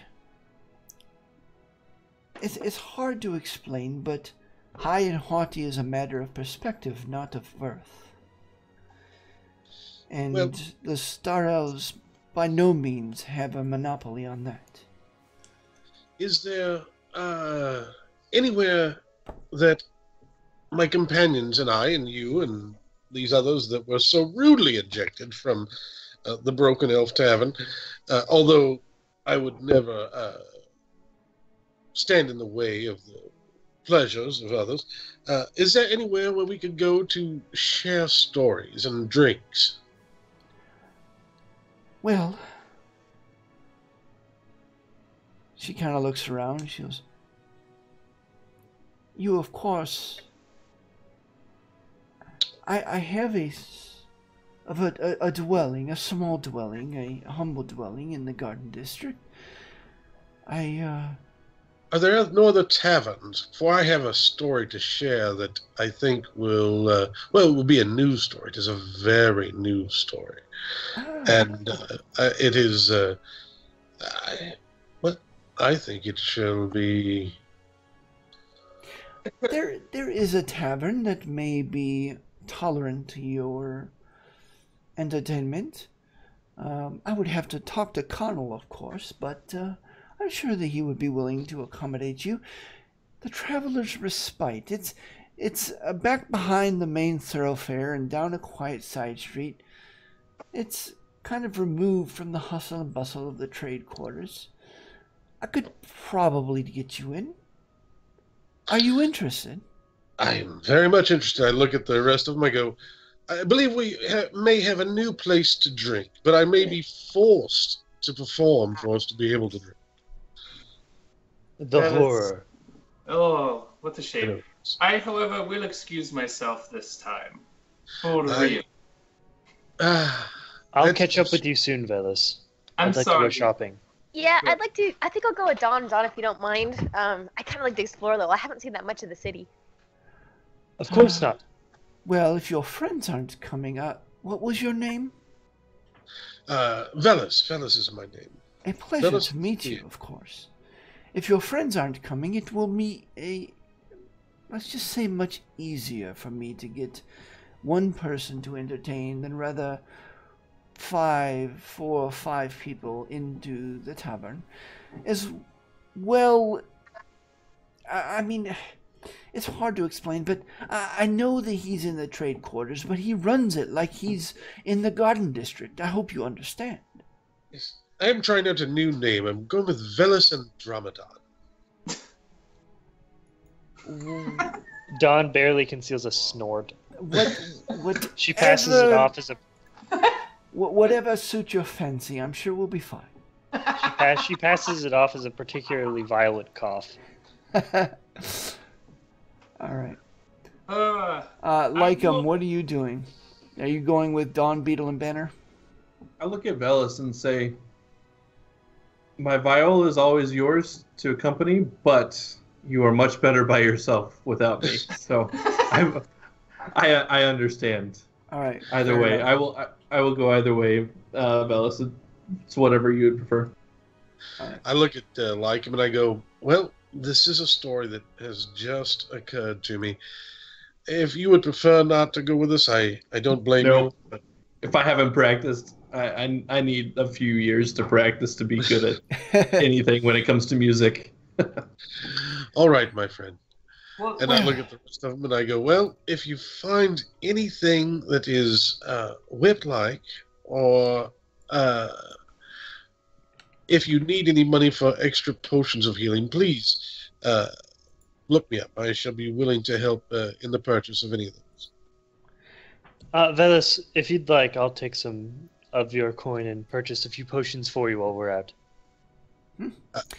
There are plenty of potions to be found, says the bard. Oh? Oh. Do you hand over any, Velas? It's all over. Yeah, I'll give you like 200 gold. Okay. I guess at this point it should warrant a deception check because Dawn doesn't actually intend to use any of that money to purchase potions. But... All right, I guess roll a deception check. Being fair because you guys have no way of knowing that. Perception, okay. Deception contested. You mean insight? That's what I meant. Yeah, okay. You totally believe him. Believe her. It's okay, I'll pay you back eventually. Okay. Well then, Velas, whatever your surname is, I guess I should introduce myself. My name is Jelena Naretha, and I will be your, well, let's just say patron for the night. Come with me. I'm sure you will have wonders to see. She smiles and winks at you and leads you off into the trade district. Yeah, that's where he wants to go. I almost forgot about that place. Can I make my Arcana roll for last night's studying, Brian? You can. It just heads up. What I'm looking for is One. just doing magic items. Oh, that set you back too, man. Damn it! Ouch. Dang it. Can I you feel bend for luck you. on that? I don't No, think I you can. can't. No, you can't. I don't think it works like that. Actually, I know it doesn't. Yeah. Velis, I will come back to you. I'm not sure how I'm going to play that out. So let me come back to you later. That's fine. And Banner, Beetle, Dawn, and Lycum, as you guys split off, and Velis heads off in Jelena's wake. Excuse me. Did I put that in chat? Yeah, I did. Okay. Jelena's wake. You don't make it very far, actually, towards the center of the trade district where majority of the trade is taking place. When all of you see and feel a sudden change in the weather as clouds, well, let me backtrack just a little bit. The rain that was there before when you guys went to the Sealy Court is gone, or was gone. However, as you guys split off, suddenly clouds roll in, seemingly from nowhere, as they materialize over the city. And we're not talking about a few white clouds. No, we're talking about dark, thick clouds. You see funnels starting to form as they suddenly lance down. Outside the city, trees and bark and leaves are being sucked up. You suddenly feel through the soles of your shoes a thick, deep rumbling in the Feywild as the entire city begins to shake in anger. If I were to hazard a guess, I think the Empress just found out a certain something. Uh-huh. John says. I will... You see everyone scattering and starting to run.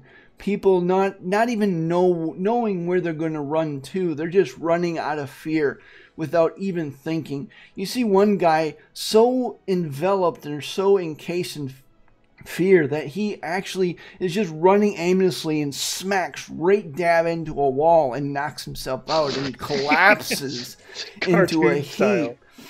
And Beetle you see goes over other to that people guy. like screaming in horror as they run.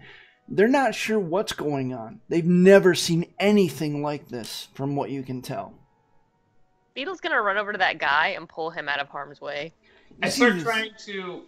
Yeah, never mind. Yeah, you see a big purple bruise quickly forming on his forehead as his breathing is fairly shallow. It's probably a minor concussion. I sigh and I put my head on his forehead and I cast Cure Wounds first level. All right. Yeah, the bruise quickly fades and his breathing becomes more normal, but he's definitely still out cold. You see a lot of the merchants starting to look around furtively and start gathering their gear, and as if they're going to start packing. And just this lasts about 30 seconds. And as quickly as it came, suddenly, almost tranquilly, the skies are clear again as the clouds kind of scatter on a stiff wind. The rumbling subsides.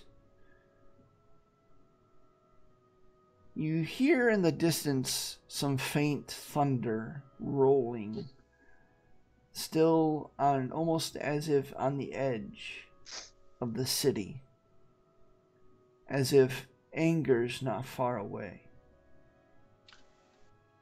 What do you do? I hope people gather up their scattered wind scattered belongings. Yeah, Lycum goes and helps out whoever he can. I attempt to reassure people that everything is okay. All right, and as you do so, switching back a moment to Emeraldi, you are suddenly thrown off the table with your companion and land on your back, momentarily knocking the breath out, and you feel the rumbling of the tavern. As you look around, you must be doing a good job. Okay, going back to the rest of you. Sorry, I had to do it. That was hilarious. Moved. Hilarious. The Feywild moved. Does Emerald need to roll a Constitution check, by the way? Oh, yeah, absolutely. Oh, yeah. Dave. Yeah, actually. It's the same thing. He's not proficient. Counts. It's the same thing. Give him the roll. Give him the roll. Make a performance check. Constitution-based performance check. The one time you lose Yeah! Man, he's on fire with these rolls. Why You're a can't he do this in monster. combat? You're a beast. All right. That's as far as I'm willing to go. Let's go back to the main group.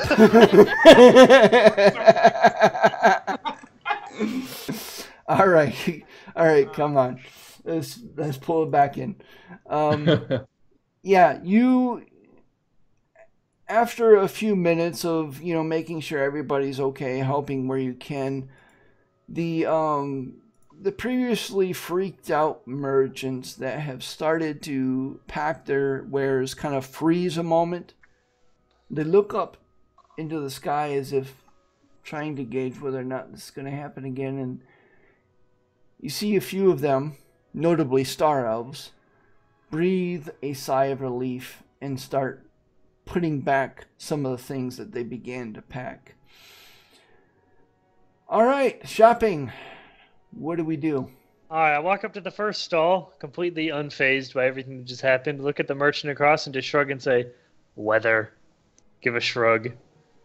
Just brushing it off and then begin looking at what he has to sell. I'll follow Don in. I'm kind of just looking for any magic item. Brian, especially there's magic one that might item catch his eye. specifically that I'm looking for. All right, we will see. You're going to have a heck of a roll. Before to they do get that. into their shopping, Yeah. having all this happen, and then once Banner's done helping, he's going to say, well, he looks up, probably be going. And he heads towards the square treant. She might still be a little busy, Okay. Banner, judging by Oh, that's a different place. No, I'm not. He has things to do before she... Yeah, the square treant is actually a different place. The Broken Elf is where Emeraldi and Companion is. Yeah, I know. That's Okay. where I want to go. All right. All right. Let's get potions out of the way. What do you need? I am looking for the somewhat unfortunately named Gloves of Thievery. It's an uncommon item. It gives All a right. +5 dex bonus to sleight of hand and lockpicks. Make an investigation check. Oh, great. I love my -1 here. Hey, Beetle, will you help me look for something? Sure, what are you looking for? I describe it to her. How come you always look for the things that I want? And then I help you find them and you get them. Because you have good taste. That's true. And it's investigation? Yes. Yeah. I will assist you. That is much better than anything I would possibly have been able to accomplish. In fact, I'm going to bend luck on you as well for this, because I really want them. So I'm going to add 4 to 28 for you. She will mention while she's, trying to look for anybody shady enough to possibly be selling these. You could just ask me to do this stuff for you, too. I'm But pretty it's good more at fun that. if I get to do it. That you make a fair point. I wonder if I could teach you how to do this. And I make my mage hand appear and go invisible and pick your pocket. No, stop it! Start swatting in the air. So, basically what you end up looking for is maybe not necessarily the gloves of thievery straight from the DMG, But you do find something akin to that. It's a rather than a +5 bonus, it's a +2 bonus. But you are able to find something along those lines. Aside from the +2 bonus, it has all of the other functionality as stated is in the DMG. Look over Beetle and say, this wasn't exactly what I had in mind, but this certainly looks like something that would be very useful for you. Yeah? The gloves are invisible when worn. That's pretty awesome. No one can tell that. I would love something like this. How much are you asking for these? I will ask the merchant. Whatever shady individual is selling something called the Gloves of Thievery. Yeah, and it actually, it's not called the Gloves of Thievery. It's just a pair of gloves. And these gloves, as you look at them, they're actually nothing like you expected. You expected something like really cool looking, but they're just an old pair of leather gloves. And you find them off of this shady individual that's kind of like in an alley off of the main marketplace. Let me see here. I copy to my hand and cast message. You do the bargaining, you're better at this part. Done. All right. I'll do my best. He states that he is willing to part with him for the low price of 450 gold. I will try and convince him that the previous dramatic weather and its rapid disappearance is an omen. And an omen that he should be generous with us. Actually, halfway through that complete bullshit, I'm going to change track. And is he a star elf? He is. I'm going to offer to sell him the information of why the Empress was in such a rage. If this thieving individual is probably an informant or something, he might be willing to... Okay. That information might be of great use to an individual with such shady inclination. Wow. You're gonna get yourself killed. Wow.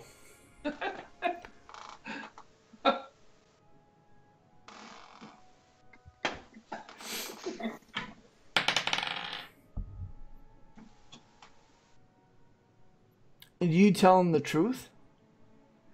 Oh no, of course not. Make a deception check. Okay. I am going to tell him that...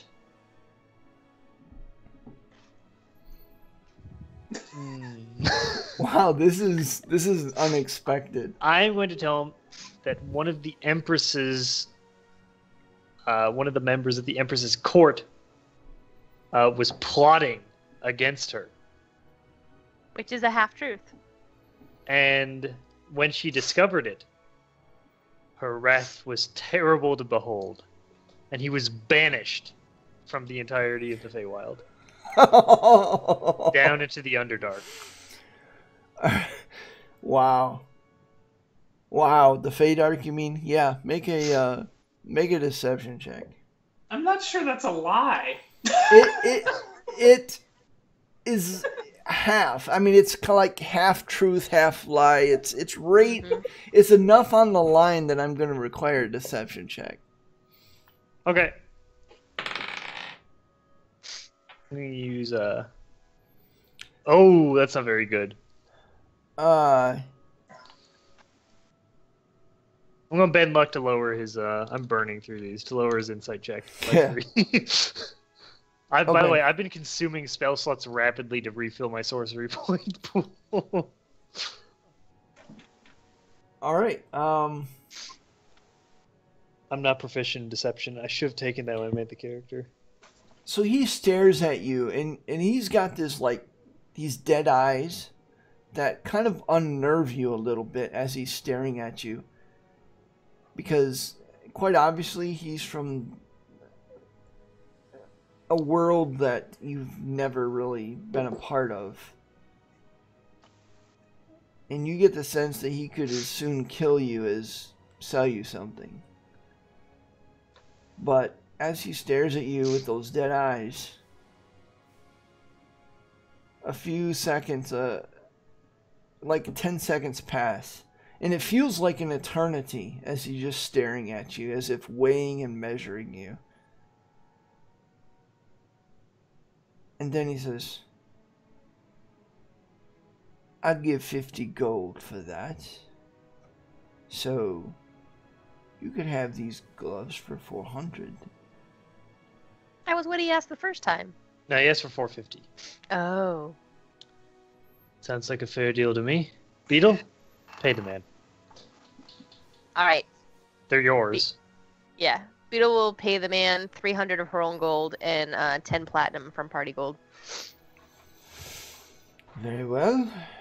I would advise you to oil these gloves often. They are quite old. And he hands you the leather gloves. Okay. Do they need to be attuned? Yes. Actually, I don't think they do. Oh, no, they don't. No, okay. Oh, that's even better. Now, No, Brian, no, not for a +2. Yeah. Now, Brian, one additional thing, we can expedite this. Mm-hmm. Don, and we can always come back to it later if it ends up taking more time, but Don would like to look for anything, really, it doesn't really matter what, but anything that looks really cool, something out of her price range, something kind of powerful that, you know, that could be potentially intriguing to her, useful, but nothing that she would currently be able to afford. Presumably not owned by preferably not sold by a star elf. Preferably sold by someone more mundane. So you want to look for something powerful that you know you can't afford? Yes. Oh no. While we're I can while roll we're with that. strolling around but not sold by a star elf, because that last one just kind of creeped me out. Yeah. While we're walking around, Beetle will casually A mention to human Don, would do. do you think we'll get any kind of reward for what we did? Because we're running kind of low on the money now that I think about it. Are we? I found it relatively easy to acquire an extra 200, and I jingle my pouch. Beetle shakes your head. Make an investigation check for something powerful that you can't afford. Beetle, I'm looking for something powerful that I can't quite afford. Will you be willing to help me find something that fits the criteria, not sold by a star elf? Okay. Also, if it's purple, that's bonus. This is just weird. Purple's good. Purple's good. I'm assisting her. For all the too good it will do me. No, you find nothing. I find nothing, not even a necklace of fireballs or something like that.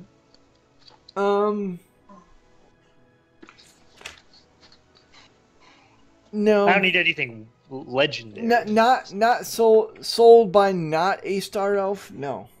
Okay. Since star elves are pretty much like the main race in Sildir. Right. I'm going to briefly consult Beetle of the possible ramifications of stealing from a star elf. In private. Okay. We can use message. If you like. Yeah, I'll use message. Yeah. I'll be like, granted, we just performed an incredibly important service for the Empress, but are you insane? Well, I was just thinking, with my recently acquired abilities, if I nicked something, dimension doored 1,000 feet into the air, and then turned into a blue jay and flew away, I mean, how would they ever know? I don't know. I feel like... It sounds good to me, at least. Where we're from, I support this plan. Here, there's a lot of unknown quantities. Oh, I know. You're probably right. But we should totally try that when we get back home. We'll put that one on hold. Okay. Meanwhile, Banner, what are you doing? Banner walks into the square treant. All right. The square treant. Let me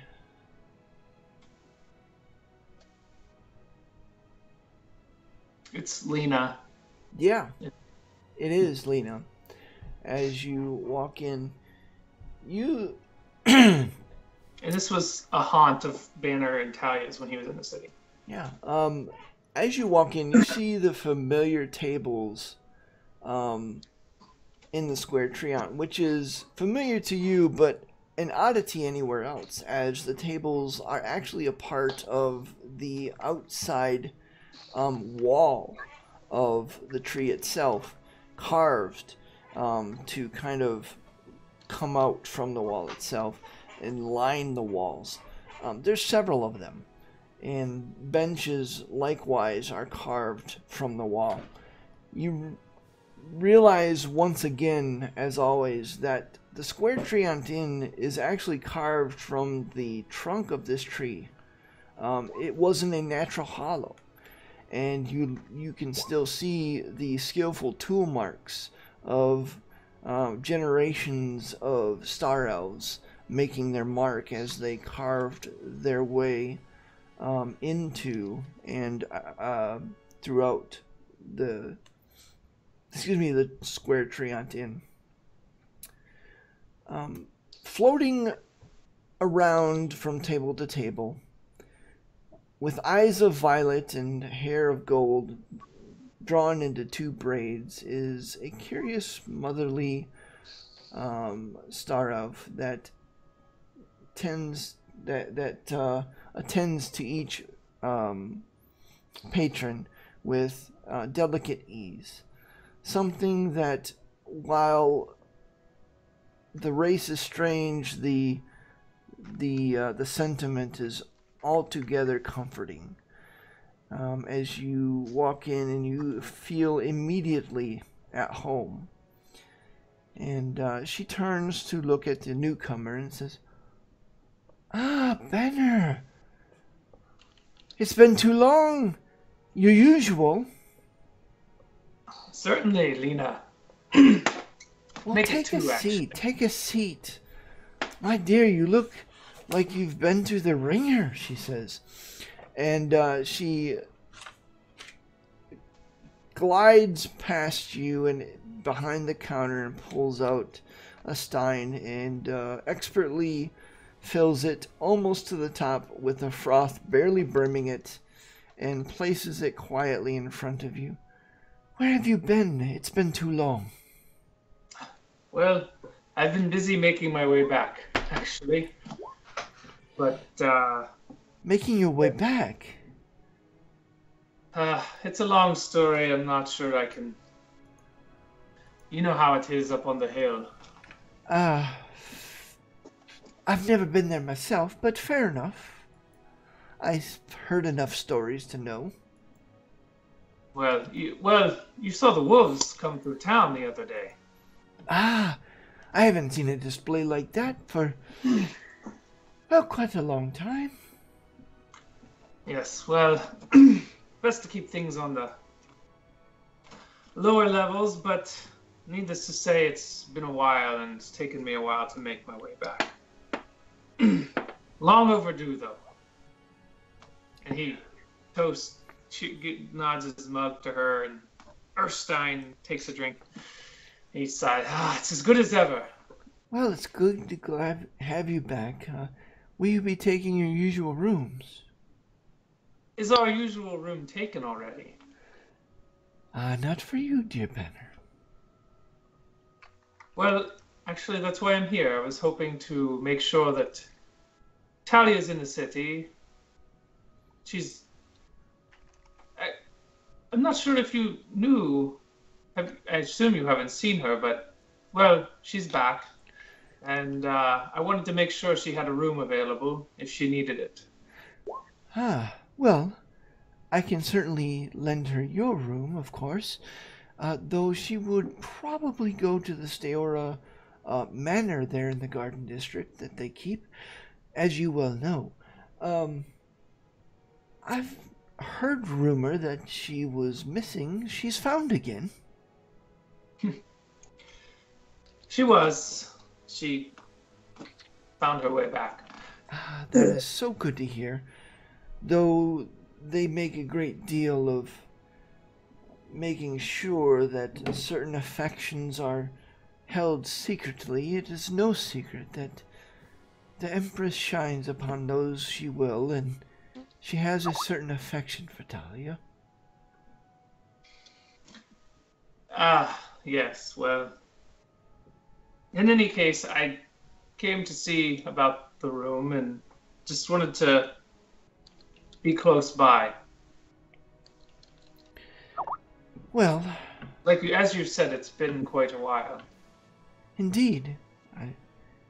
Rest assured, you are as close to her as you can be, as always. Do you wish to send a message? If you... just the usual that I'm here. Ah, of course. I will see it done immediately, Sir Banner. It is so good to see you again. To see you well. It's good to see you too. You are as radiant as always. Oh, go on. She kind of pinches your cheek, and then she ends it with a kindly slap, as she says, "Drink your ale," and walks off. And Banner just settles in there. All right. Velas, you still with me? I am. You are taken through various side streets, and you are quickly found. You quickly find yourself in an interesting area. First of all, it's a narrow street that seems to dead end into a set of doors that is inset into a wall. Thinking nothing of it, you follow Jelena through that set of doors and find yourself in a surprisingly peaceful area. A bridge over a small pond, a rock garden off to the left, a natural creek, or as natural as you can expect it to be here.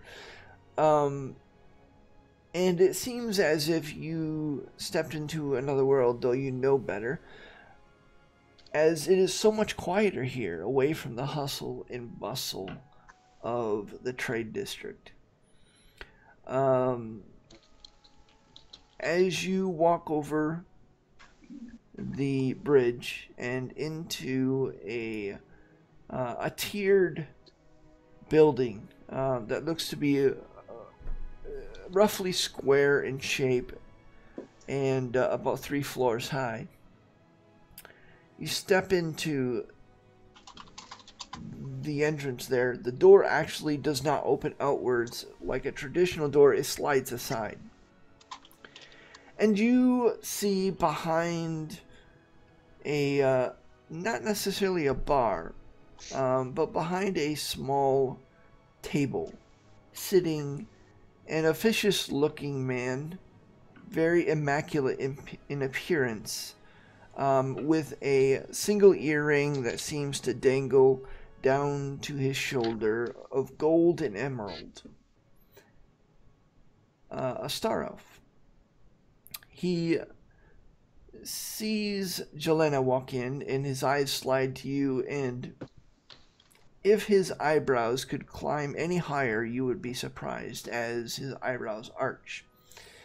And he says, "Oh, Jelena, how are you today, and why have you brought company?"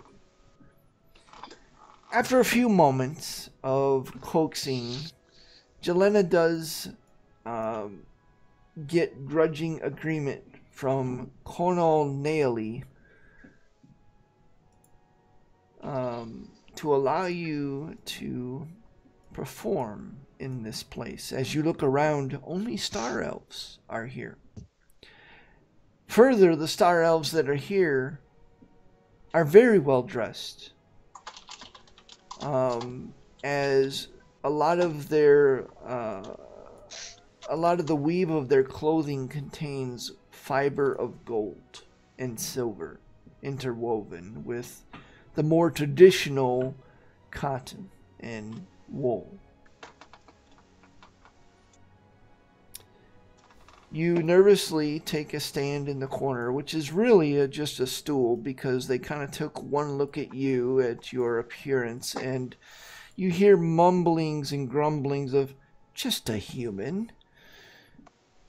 And they propped up some kind of stool in the corner rather than allow you the stage. You nervously, perhaps for the first time in a long time, take your place.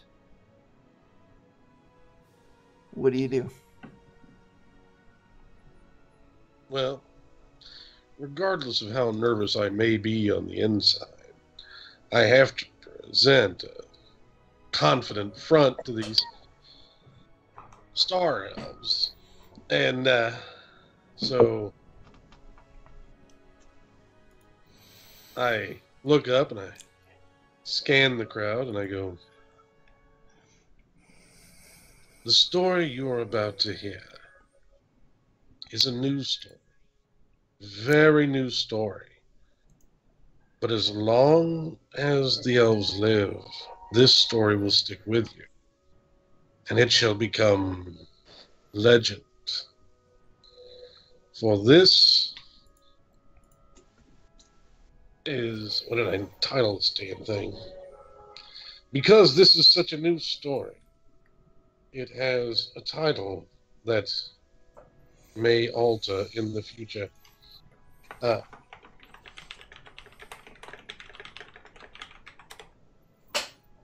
Sorry, guys. It's all good.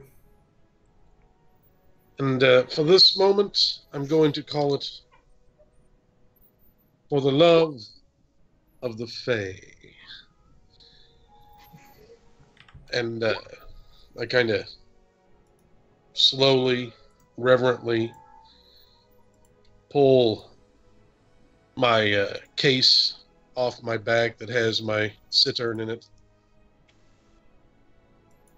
As I flip the lid open, I use a little prestidigitation, my hand behind the lid of the case to kind of hide what I'm doing, and the case opens with a little chime. I pull out the cittern, put it across my chest, use the minor illusion thing of the prestidigitation to have, when I strum the strings that don't really need to be tuned, little musical notes drift up from the strings. And it dances across the air as if the air itself is electrified with those notes. I put my head down and I look up at the crowd and smile, a half smile. Ting! Glint. And say, a strident chord. And he is a human of great strength and perseverance, a slave, held by those that would keep him down. But he strives for more. He escapes from the tyrannical beasts that tried to put their feet upon his lupine throat. But as he tries to get away from these genie, these other magical beings that know not the true power that resides within the Fae, beautiful queen, a princess, if you would, of the Fae feels the strength of his being, screaming across the worlds for freedom. Freedom not just for him, but any that may be enslaved. And then that strident chord slowly coalesce into a... I don't know how to describe it. Just kind of a smooth and gentle thing is she looks across the plains and sees his rugged, scarred visage, but realizes a kindred soul, and reaches out and pulls him to her. And he sees her for the first time. His heart stops. He knows that he has died during his escape and has gone to heaven, and this would be the last thing he saw. But no, he's been saved by a Fey, only to have her taken away from him. And then the music becomes sad and forlorn. He is forced out of this wondrous world, cast again amongst just the normal people of the prime plane, as he travels the world trying to find his way back to here.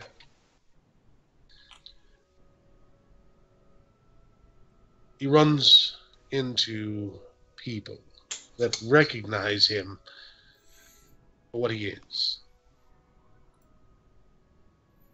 A man of strength, of loyalty, of kindness, even though he was never given any as a child.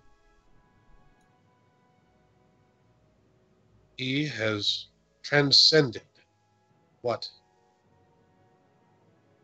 his upbringing would have brought him to. And so they band together with him to help him find his Fey Bay.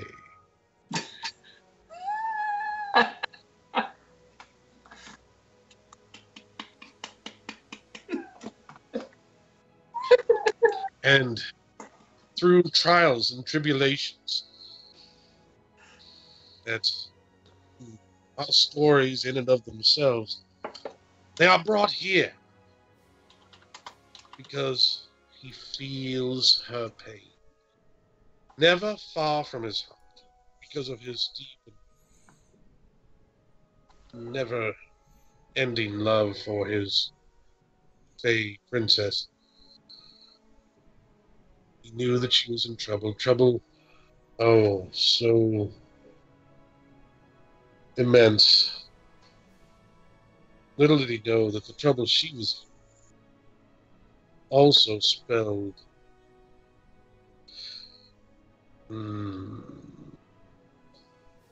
disaster for the Seelie if she was not saved. And so this man, human, comes to save not only his love, but to, with her, save this wondrous, beautiful realm. And they find her bound and tormented by a vicious beast, a creature not worthy of a name. And they they save her, and she in turn takes them away from the danger that they could be in.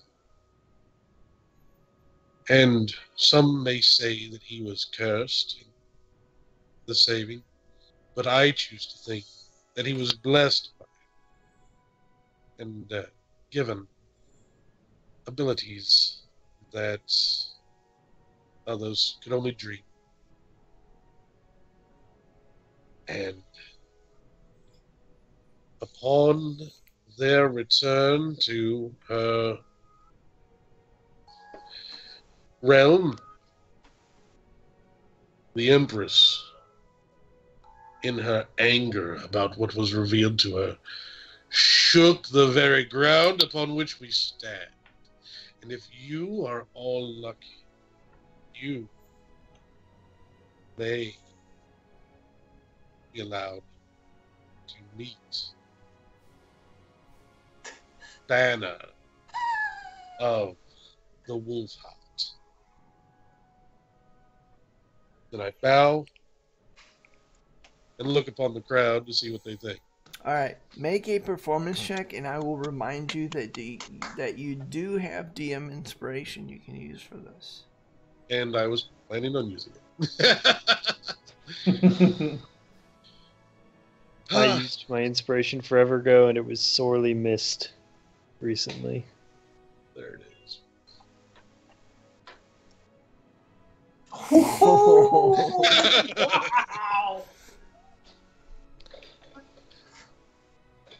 About midway through your tale, the subdued clatter of the inn becomes quieter still. And by the end of your tale, you quite clearly have a captive audience as they hang on every breath, every word, every detail.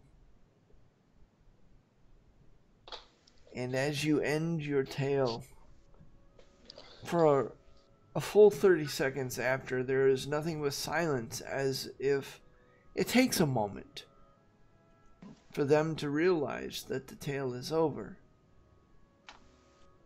A few of them blink, others kind of look around to see how everyone else is reacting. You see a few nods of appreciation, and surprisingly, for Star Elves, a couple of smiles. One Star Elf, apparently having drank more than 2 steins, begins to clap, and he claps a full 2 times before he looks around at all the attention that he suddenly drew and sheepishly lowers his hands. But he meets your eyes. He nods appreciatively, stands up, and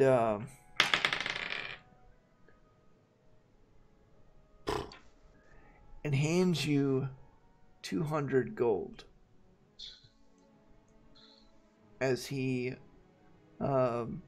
manages to shamble his way out, trying valiantly, though unsuccessfully, to walk a straight line.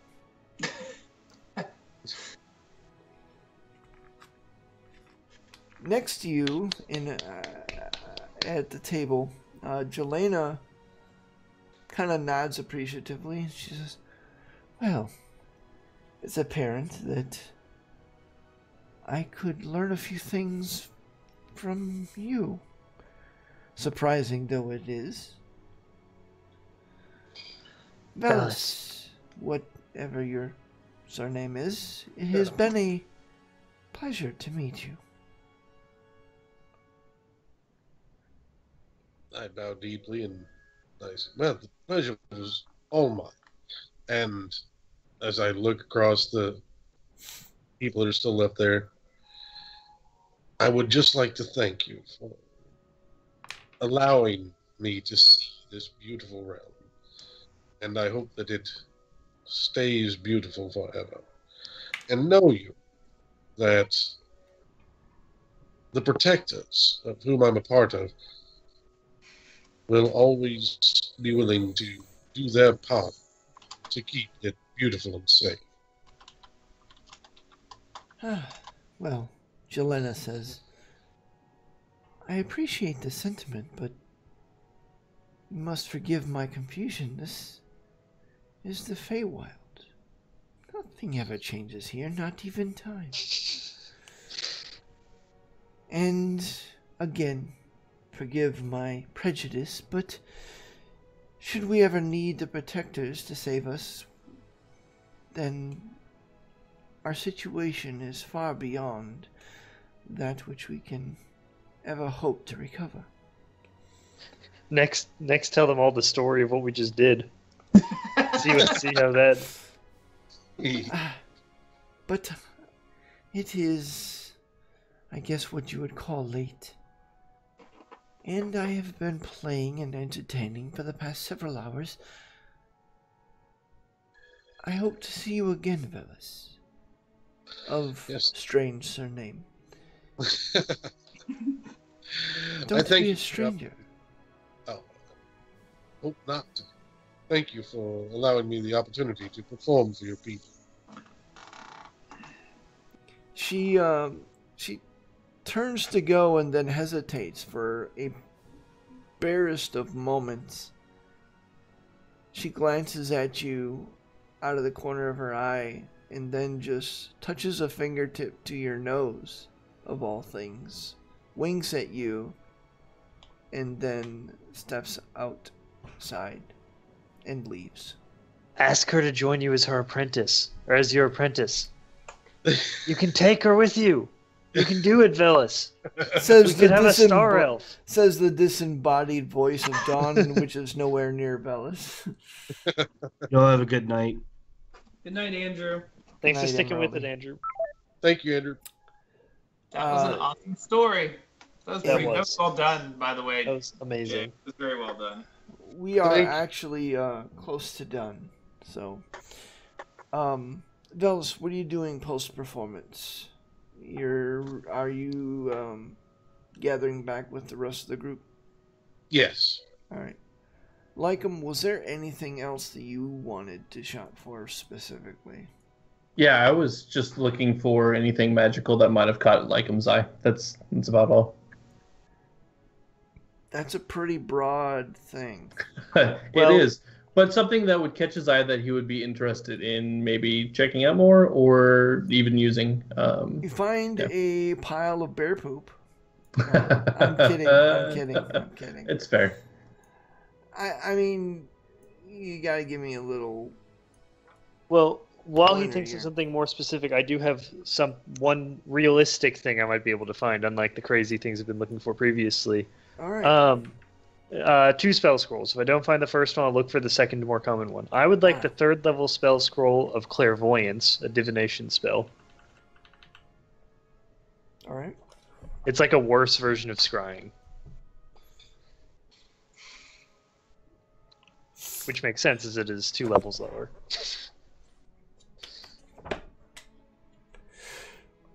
All right. And what else? And if I can't find a spell scroll of clairvoyance, I will attempt to find a spell scroll of mirror image. Trying to pad out my weaknesses in my stunted spell list through consumables. Right. So clairvoyance is available. Actually, one thing that you've noticed is when compared to where you've been all your life, the prime material plane, the availability of certain magic items is surprisingly prolific, abundant, and you're able to find the clairvoyant spell scroll for a mere 300 gold. Does that merchant happen to have an item that can cast the spell clairvoyance that isn't consumed? What was that sound? Actually, he does.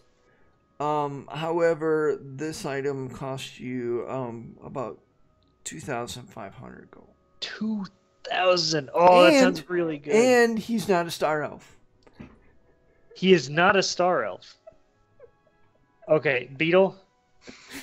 This item could potentially. No, I'm not thinking about stealing it. Listen to me as I catch her look, as I begin to lay into this. Beetle, this item could potentially be of great use to us in our adventures, especially considering where we are possibly going next. I've heard of this spell and the varied uses it has. Any foresight into what might be around a corner or a door before we open it could be invaluable. I think we should pool some what I money. do with Cog?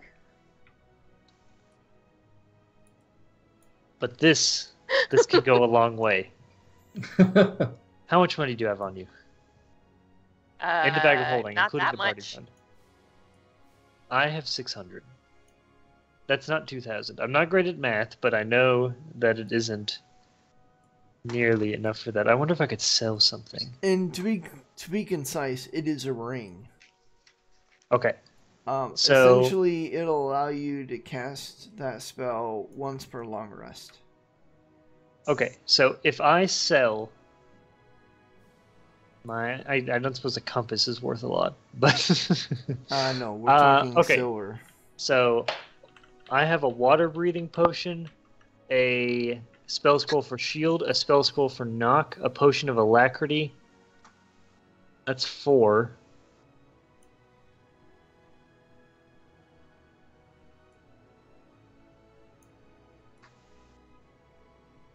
How much would those get me all together?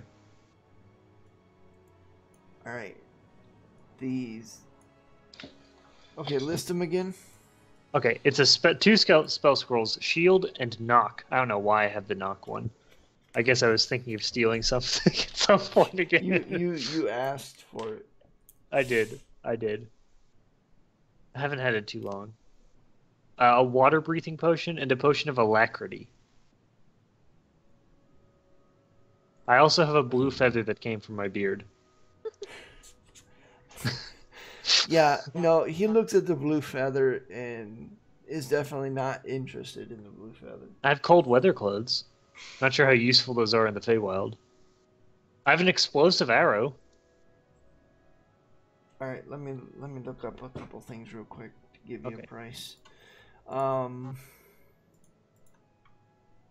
Oh, I have the fancy Fey painting I stole from that dude last session. I wonder if I could sell that to this guy. I took it from the wall. I cut it out. That's right. I took that. That has to be worth something. That Art has to objects be. are good loot. But you might have better luck selling it to an art dealer. Yes, but if I sell it to this guy, He'd know who to sell it to. yeah, he'd know who to sell it to. He might be willing to pay a good amount just so he can get more from the next guy.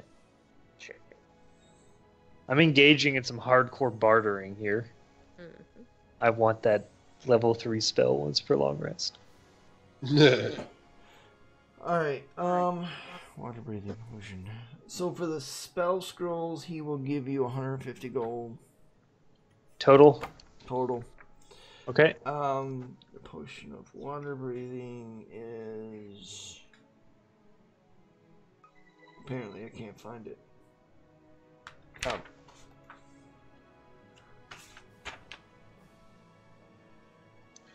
This is not going to add up to be anywhere near enough.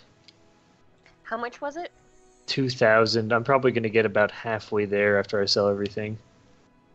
So in total, he'd be willing to give 300 for shield, knock, and water breathing. Okay. And what about the potion of alacrity, which gives advantage on acrobatics checks and dex saves for some amount of time that was never provided to me? I don't believe that's in the DMG. I think you created that. I made it, but I made it based on my framework. So give me just a second. So it'd be common. I'm not going to have enough. So This probably is total is it 375. 375. I don't suppose he'll be willing to drop 1,000 gold on the fancy Fey painting that I stole from that guy. It's probably very old and valuable. He can date it. It's authentic. The Empress herself made it. I will allow a persuasion check for that. All right, I'm going to use Tides of Chaos to give myself advantage on this. All right, fair enough. Yes! And I'm gonna bend luck to lower whatever he's rolling against it by 1. All right, so let me see here. He is willing to actually part with a good deal of gold for that. Not as much as you had hoped, perhaps. But he is willing to part with an additional, say 350.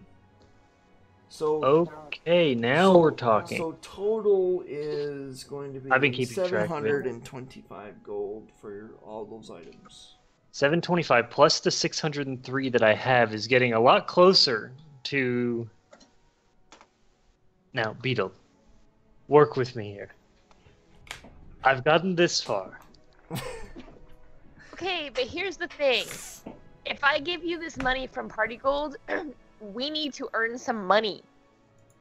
I 'Cause promise that's you, I half can of our use this money. ability to earn a lot of money for us.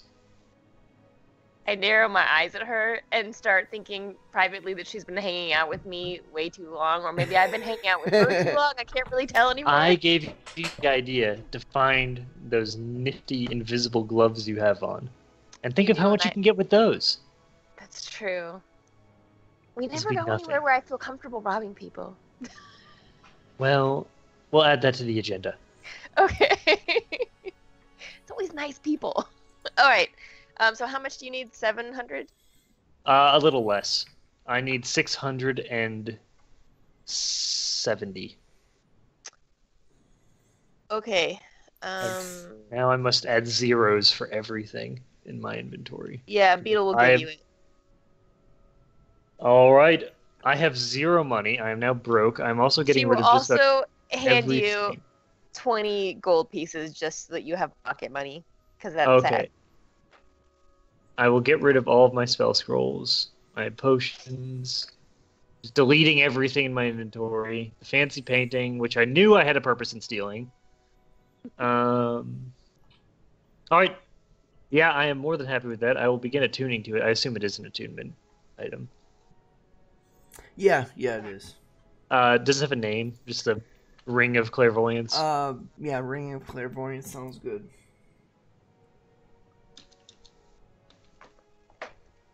Considering the fact that I just pulled it out of my brain mere moments feel like before. I will love you forever because of this. Is that all it took? Well, dang, I should have done this 8 months ago. Sorry, go ahead. Beetle will say the magic items here are much more powerful than back home, so I feel like this is a good investment. I do as well. This is quite a powerful spell, and being able to use it once a day may prove quite useful. Just so you know, especially with me, normally you can cast it a mile. I can do 2 because of my distance spell. Oh, So. nice. Can you use that on magic item spells? Oh, I don't know.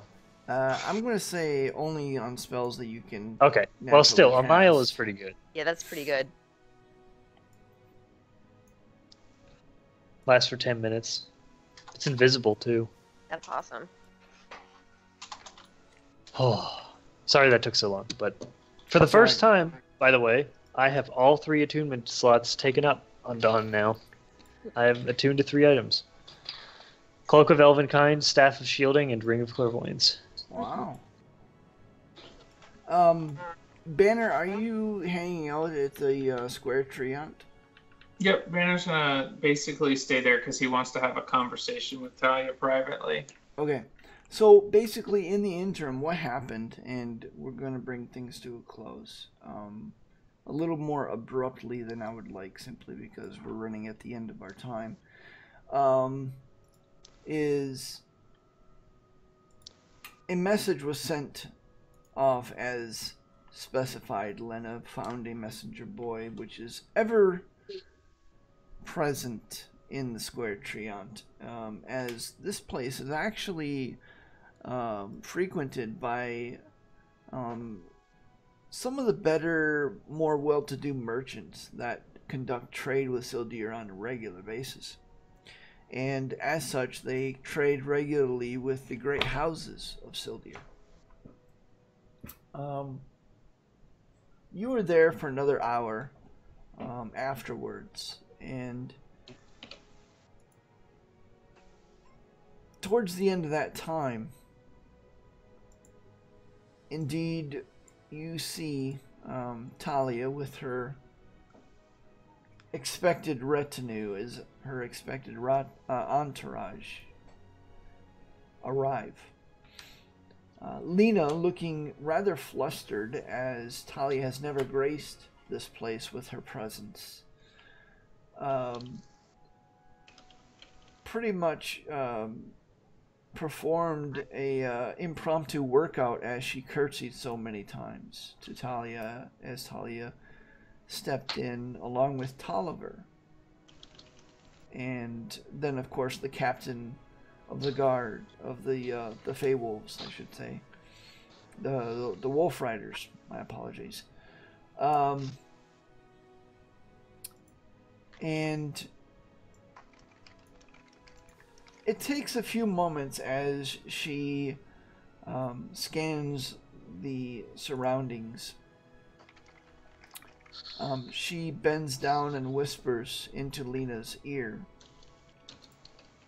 And Lena actually looks both shocked and mortified, mixed in with a great deal of fear as she suddenly turns towards the room and announces that the Square Treant is closed to business. And she fixes you with a stare and says, "You stay there." Then, looking just as scared and mortified and shocked, she herself leaves the Square Treant. You see about 20 very well armed and very well armored star elves make their way inside behind Talia. Talia makes a soothing, kind of calming gesture towards you, Banner, and indicates that you should just stay the heck there. Don't move. And in short order, these elves with steel face masks, studded leather armor of a cream color. You hear, well, actually you more feel than hear a loud kind of reverberating vibration through the floor as you feel some heavy footfalls.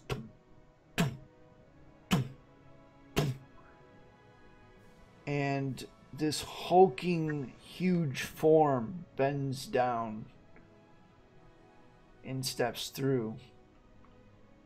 The Minotaur steps in.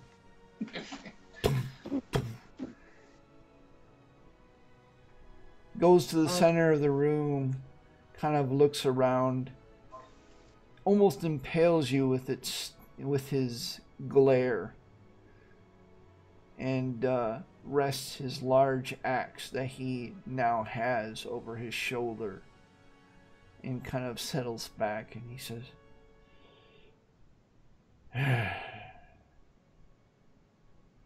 "This is a bad idea," he grumbles. He turns towards the entrance, and you see a surprisingly diminutive figure, swathed in dark robes. Ungloved hands poking out from each sleeve are surprisingly opaque and ghostly as the diminutive figure steps in. The hood seems to shift as you get the sense that the figure is staring at you, though you can't see or penetrate beneath the hood. I'm waiting to make sure you're done. Go ahead. Go ahead. I guess Banner's sitting on a bar stool at this point, so he's gonna go ahead and take a knee like he did in the court, because he is a little freaked out by this right now. and just sort of like falls into that. So and isn't sure what to do. Yeah, indeed.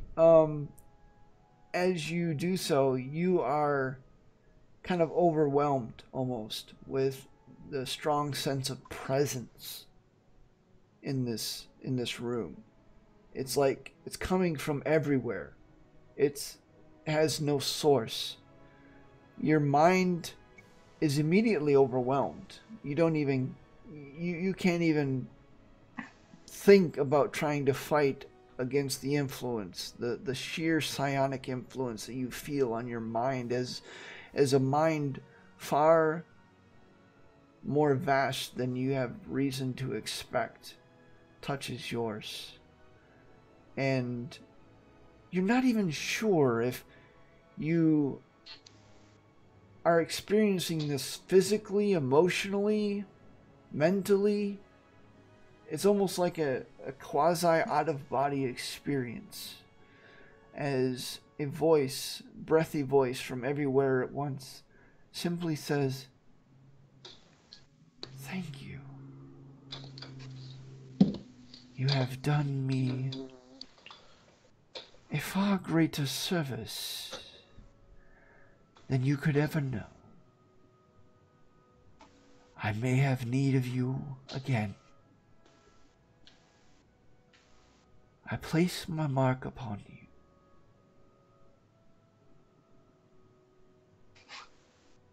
In the meantime, prepare yourself. Talia has blessed you, but the hunt is not done. You will return when I need you." And you get the sense that it was not a request. Banner is looking at her at this point, and he just sort of bows his head and like a nod. Her hands shift and darts within her robes. And though this figure is approximately 5'2" in height, she pulls out this impossibly long staff. Hold on a sec. I gotta look at something really quick. We're almost done, I promise. I'm not in a hurry. It's fine with me. Oh, the time zone behind you. Yeah. Same here. This staff is about 6 feet in height. And at its head, all throughout the staff, you see several purplish-looking gems embedded in it. And at the head, you see this large purple gem embedded in it. And as you stare at it, you realize that each gem is carved in the likeness of a scarab.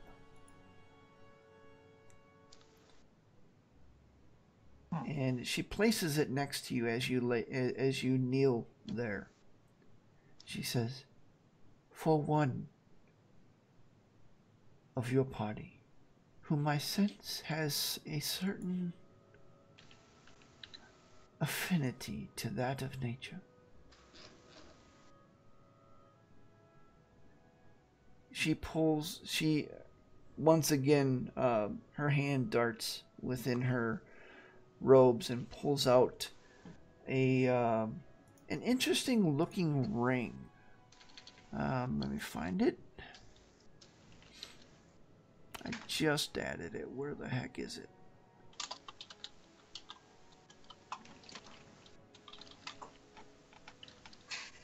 There it is. It's a curious looking ring. Actually, it's meant to span 2 fingers of the hand. A kind of a double ring. And it's a gold ring. It looks very simple. And around the outer band of the ring and curling inwards on the gold band are a number of strange arcane runes. items. And she places it next to the staff. She says, "For another, whomever you may desire. For those who are inclined towards the arcane." And then lastly, she pulls out a leather pouch and places it next to the items. And you mentally hear, more than physically hear, kind of this chuckle that reminds you of a fickle wind through the forest. She says,